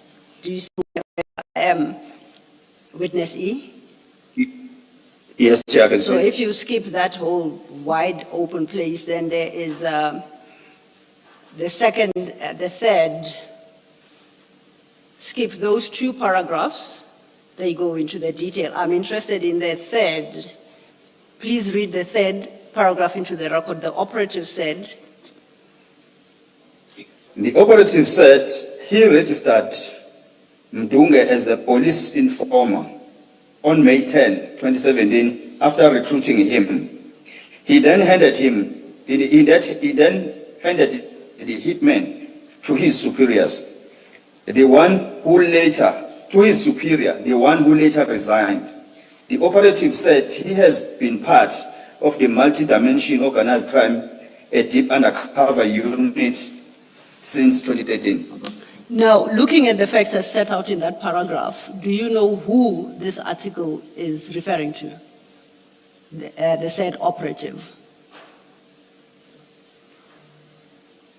Do you know who is the operative the article is referring to, considering what it is said, the operative said? I lost, sorry, Chair, I lost you for about a few seconds. Would you please repeat the question, please? Oh, apologies. The paragraph we just read reads, the operative said he registered this person as a police informer. Earlier, you had, in engagement with the chair, spoke of these issues, and then it gives some other facts and references multi-dimensions of organized crime, a deep undercover unit since 2013. Now I'm asking you, do you know the operative that is being referred to in that paragraph?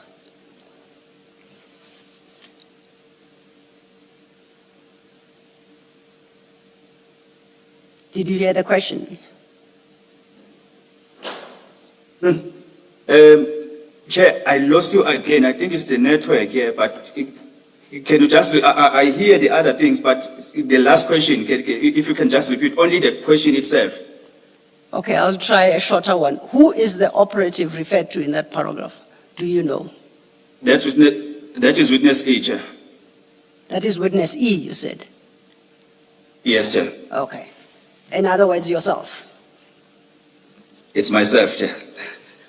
Then the rest of the article deals with other issues we don't necessarily have to go through, but they are in large part consistent with the contents of Annexure WE1.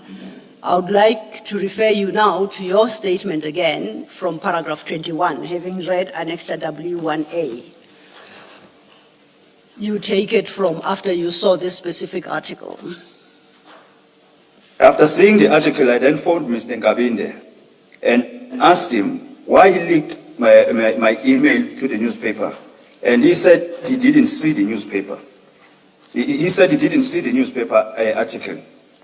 I then said to him that I'll never send anything to him, as it was directed by the minister that I must send things to Mr. Nkabinde.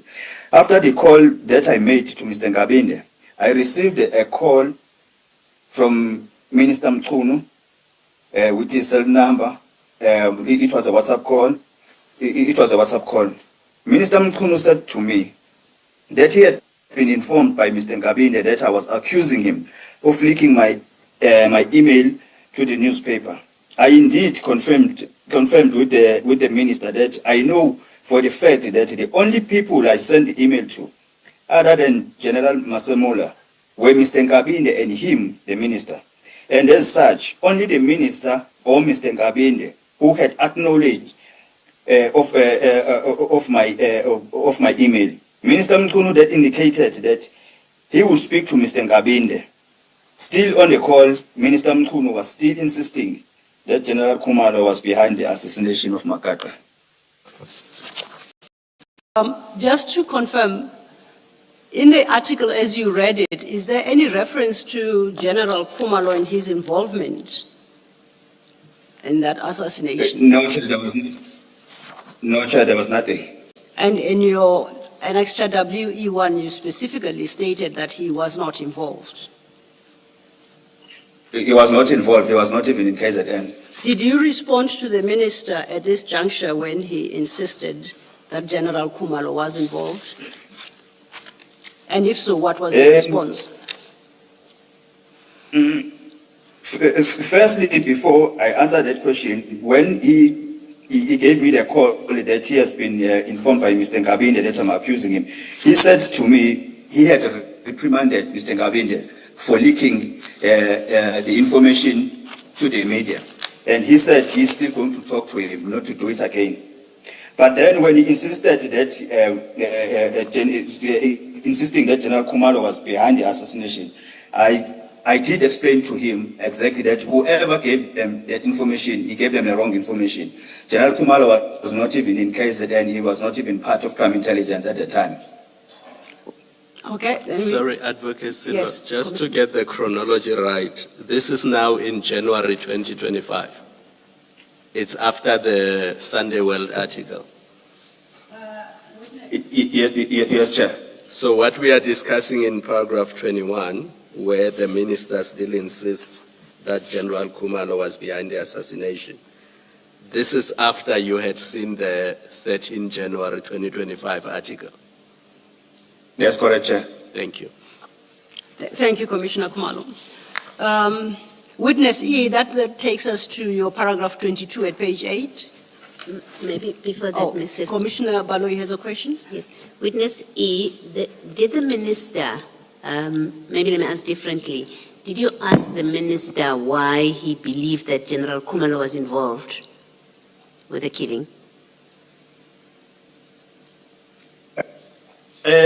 I did not ask him because even in December, when he started saying General Kumalo and former Minister Kele were involved, I said no, they were not involved. But it was Mr. Ngabinde that came in that same conversation, that he was once at the IP and he heard that former Minister Kele and General Kumalo were involved. So I think in my mind at the time, I had an impression that maybe Mr. Ngabinde got that information from IP, but that information was a false information.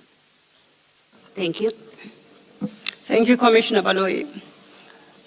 Witness here, I was inviting you then to your paragraph 22 from page 8. Are you there? Every time before. Yes, please proceed. Every time before and after the court appearance of the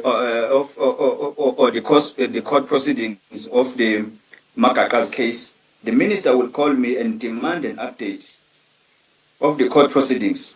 When I looked at the volume of calls that I was receiving from the minister, I felt that the pressure was too much to handle. Therefore, I contacted the investigating officer in the Makaka case, and I informed him that the calls from I informed him about the calls from the minister. I also informed the IO that the minister alleged that someone informed him that General Kumalo was involved in the assassination of Siniso Makaka. Furthermore, I requested the IO to discuss the situation with General Kumalo. The investigating officer also advised me not to block either the minister or Mr. Ngabinde, but to play along with them so that I will know what their aim was and or intentions. I further told the IO that Minister Mkhunu has too much interest on Siniso Makaka's case because for every court appearance, Minister Mkhunu will phone me and ask me of the next court date and what had transpired at court. But he doesn't attend court hearings.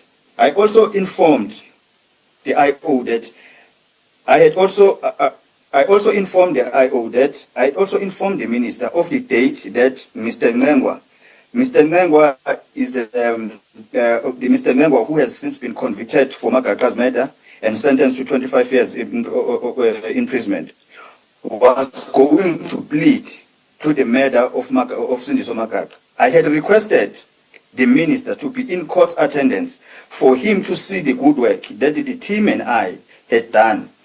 But to my surprise, the minister was never in attendance. Now, in addition to this, I can say that... Yes, please proceed. In addition to this, I can say that this was because the former minister, he used to attend each and every... he used to attend each and every court proceedings, if ever the case of Cindy Somakaka is going to court, and after that he will even engage with the media and give the update and all that. But Minister Mkhunu, in all court appearances, he has never, I have never seen him attending the case, but he had so much interest. But that is why I advised him that, can you go on the last day at least when the suspect or the accused is pleading guilty, and that is where we got a conviction. But Minister Mkhunu was never in attendance. Okay. We go on then to your paragraph 23. On Thursday, the 3rd of April 2025, at about 7:57, I sent an email to Mr. Nkabinde to his email address, the SAPS address, as to follow up on the initial email that I sent to the office of the minister on the 17th of December. This email is attached as annexure WE3. That annexure WE3 is in your annexure file from page 6. Have you located it?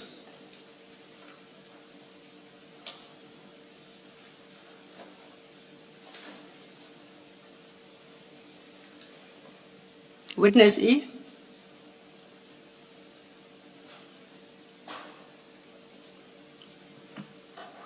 Witness E, can you still hear me?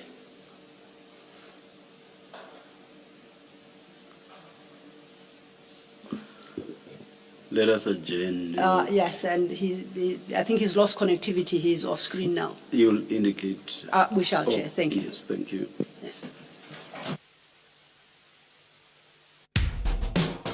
SAFM has signed a code of conduct that is enforced by the Broadcasting Complaints Commission of South Africa. Under the code, we are committed to giving news that is accurate, comment that is fair, and programming that is not harmful, does not amount to hate speech, or contain violence or explicit sex. If you think we are not living up to that code, then you can inform the Broadcasting Complaints Commission of South Africa. Direct any complaints in writing to the Broadcasting Complaints Commission of South Africa. PO Box 142365. Craig Hall 2024. Fax to 011-326-3198 or an email to bccsa@nabsa.co.za. For more information, please visit www.bccsa.co.za.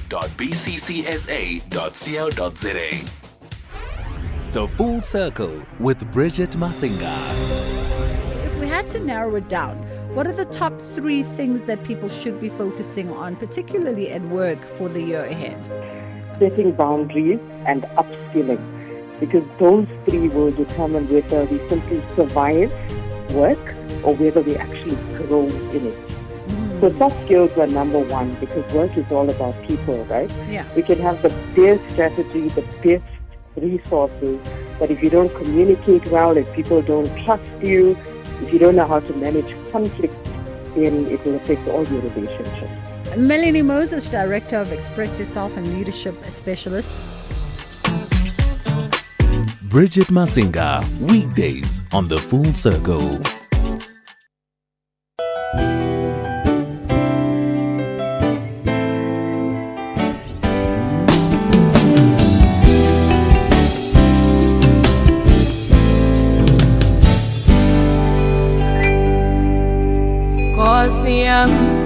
Pendula iyaqeda angosi yami pendula iyaqeda angosi yami pendula iyaqeda angosi yami pendula iyaqeda pendula pendula pendula oh pendula pendula pendula oh pendula pendula pendula oh pendula pendula pendula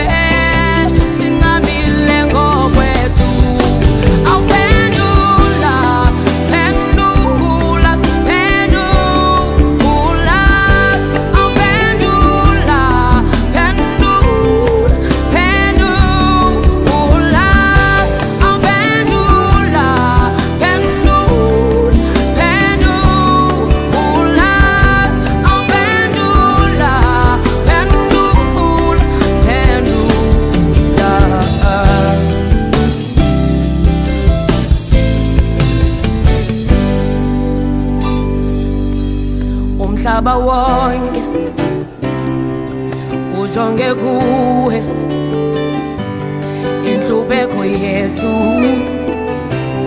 yaziwa nguwe anezifo zethu sobilizwa nguwe onovuyo lwethu aluvela kuwe awuphendula phendula phendula awuphendula phendula awuphendula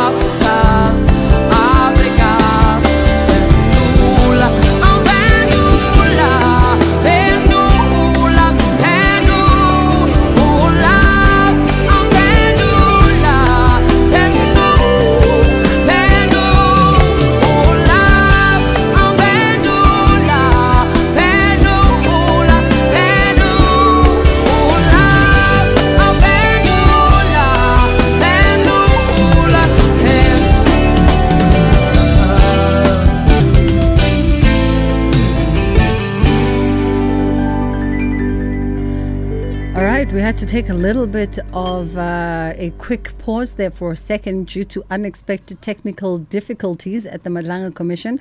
From what we understand, they lost connectivity to a witnessee. As you know, witnessee is testifying remotely, and so they had to re-establish that internet connection line there in order for that testimony to continue. We're going to go back there just when I was relaxing into the afternoon, and they kept me on my toes. So we're going to go back then, hopefully now that connection line is stable. Experience of 18 years, but because this was last year, now it's an operative, it's an intelligence operative experience of 19 years, including the SAINTF, the SA Army intelligence, and I've made big contributions and successes, but always overlooked when it comes to promotions. Please continue. Read the next. I did receive the correspondence from the minister and also the chief of staff, Mr. Nkabinde, and I was promised that my matter will be attended to. Ever since then, I have never received any feedback or any updates with regards to my complaint. I would like to do a follow-up and receive an update on the progress and how far is the process of my previous letter. So then, this email being of the 3rd of April 2025, you reference in your paragraph 23 that it was a follow-up to your previous email, which is the 17th of December 2024. Are you suggesting that between the 17th of December 2024 until the 3rd of April 2025, you had never heard back from either the minister or Mr. Nkabinde, or both, about your grievance? In fact, I do believe that they have never done anything about my complaint since then. I have never received any feedback, anything. Okay, then let's turn back to your statement, because that will take us to the next event that you deal with at paragraph 24. Before you do that, Mr. On Friday the 4th. Witness E, Commissioner Baloyi wants to Witness ask. E, you in WE3, you in paragraph 3, you say last year on 9 December, after receiving a legal advice when it comes to labor matters, I wrote a formal grievance to the Minister in National Office. And the emphasis is on after receiving legal advice. Is that the advice you refer, and maybe look at your paragraph 13 of the statement and say whether this has anything to do with what you say in WE3? para 13? Paragraph 13 of my statement, Commissioner. Yes. So in paragraph 13, you say, after the call with the minister, I contacted a friend who happens to be a lawyer to seek advice. Oh, yes. So what I'm asking, or what I'm seeking to clarify, is whether that paragraph 13 has anything to do with what you say in paragraph 3 of WE3. That's correct, Chair, because every time I need some advice, I always ask a friend of mine who happens to be a lawyer. He always give me a friendly advice about the issues that pertaining the law, whether it's labor or civil or criminal. He always advise me. Well, I'm asking to clarify because I understood that you wrote the letter about your grievances, the email, because the minister asked you, what grievances do you have? Put it down in writing. I understood that to be why you wrote the email you wrote with your grievances. But then you speak here in WE3 as having put down these grievances on the basis of legal advice or after receiving legal advice. I just want you to clarify that.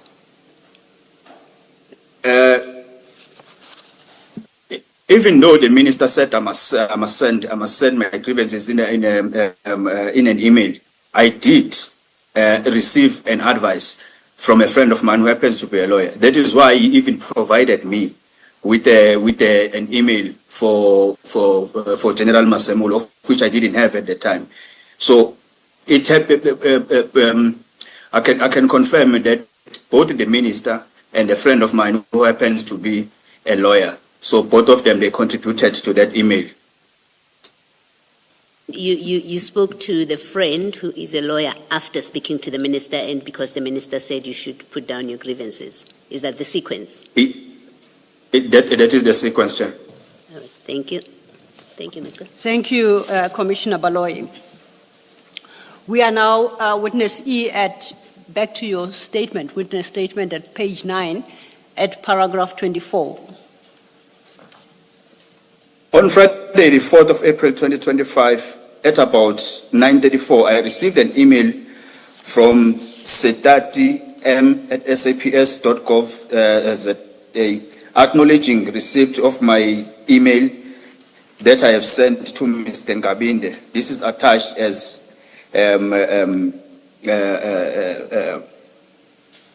WE4. And that annexure WE4 is at page 7 of your annexure file. If you could go there.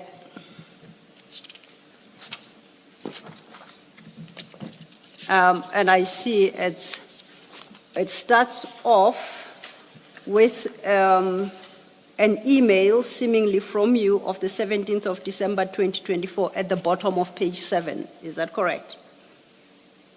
That's correct, Chair.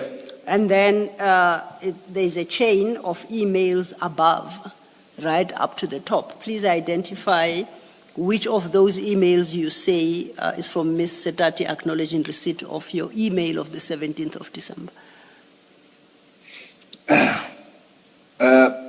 Firstly, I can see that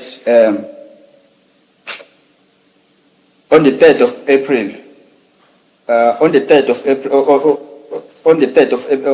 of April, Mr. Ngabinde wrote to Major General Sebola. He said, "Good morning, Major General Sebola. Please find below grievance for your further handling. Provide a report on the 10th of April 2025 at 1500 hours. With kind regards, Mr. Cedric Ngabinde." And then that message, it was forward. I can see that it was also forward.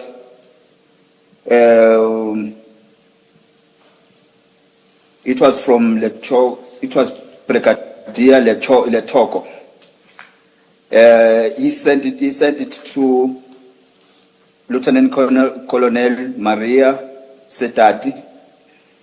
He said, "Colonel, this is more HR related.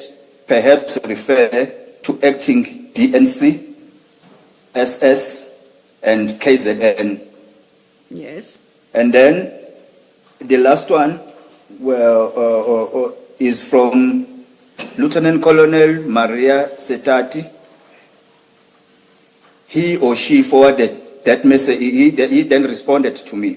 He said, "Good morning," but he responded on Friday, the 4th of April 2025 at 9:34. He said, "Good morning. Your email is noted and hereby acknowledged. Respectfully, Lieutenant Colonel Setati." And on that point, the email reads that your email of the 17th of December is noted on the 4th of April 2025 and hereby acknowledged. Was there any further correspondence by Mr. Nkabinde or Ms. Maria Setati or whomsoever from the office of the minister regarding the issues you raised in your 17 December 2024 email? This email, Chair, on its own, it shows that ever since we spoke with the minister and Mr. Nkabinde, they have never attended to my matter. That is why you can see that this email of the 17th of December, Mr. Nkabinde only started to forward this message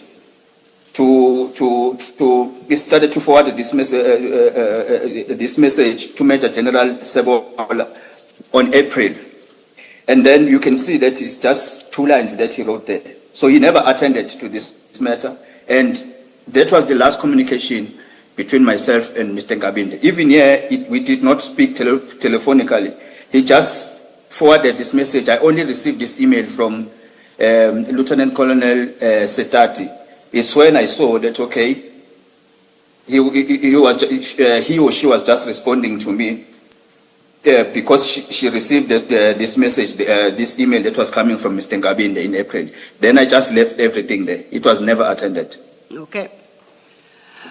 This then brings us to your paragraph 25, and you are dealing with the 6th of July 2025. If you could then take it from there. On the 6th of July 2025, General Mkhwanazi held a press briefing, and thereafter the President placed Minister Mkhunu on a special leave and announced the establishment of the Commission of Inquiry. Please continue. 26, some days later, I received a WhatsApp call from Minister Mkhunu in which he told me that he was drafting something and wanted my full names and surname. And the full names of Mr. Nengwa, the convicted, the man who was convicted for the killing of Magaka. He further said to me that I have to go to the commission and testify about the unlicensed firearms and the vehicles that were purchased by the crime intelligence and were used in the assassination of Sindiso Magaka. I responded to the Minister Mkhunu that I did not have a problem in testifying, but I cannot testify at the commission because the case is still ongoing. After this call, I phoned the IO and I informed him that the minister wants me to testify at the Madlanga Commission. The IO informed me that since the case is ongoing, I cannot testify about it at the commission. Therefore, if the commission wants me to testify, they should liaise with his office first. Please proceed. In 27, my assessment of the minister's calls is that dating from the 7th of December, which was our first communication, they have increased progressively and are getting more and more after the 6th of July 2025 press briefing by General Mkhwanazi. 28, on the second week Witness of E. September, the minister... Witness E, please wait. Before you go to Yes, Chair. before you go to paragraph 28, at that paragraph 26, where the minister says to you, you should come and testify before the commission, did he say what it is that he wanted you to come and testify to? At that time, and in that call, he did not specify what is it, but later on, he did say that he wants me to come and testify about the unlicensed firearms and the stolen cars that were bought by crime intelligence that were used in the killing of Makaka and other ANC councillors. And did you ask or did you explain why that was relevant to the commission to hear? He has never explained it to me, Chair. Up until today, he has never explained. Thank you. Thank you, Commissioner Baloy. Witness E, you may proceed then. On the second week of September, Minister Mkhunu again phoned me, though I cannot recall an exact date, and he informed me that he will contact me later using another number and that I should answer the call. On the same night, at about 10 at night, I received a phone call from the cell phone number that is there. The person on the other end of the line introduced herself as Kamogelo Mokhotsi from Minister Mkhunu's office. At this time, Minister Mkhunu had been placed on special leave already. Kamogelo Mokhotsi informed me that she had been instructed to tell me that I will be going to testify at the Matlanga Commission and that there had been statements that they have already prepared on my behalf pertaining the purchasing of unlicensed firearms and stolen vehicles that were used in the assassination of Mr. Makaka, Sindiso Makaka, the assassination of Sindiso Makaka. I responded to Kamogelo Mokhotsi that I have already informed the minister that I did not have a problem to testify at the commission, but they should first communicate with the IO and the prosecutor. Witness E at paragraph. Apologies, witness E at paragraph. SAFM 104 to 107 nationwide.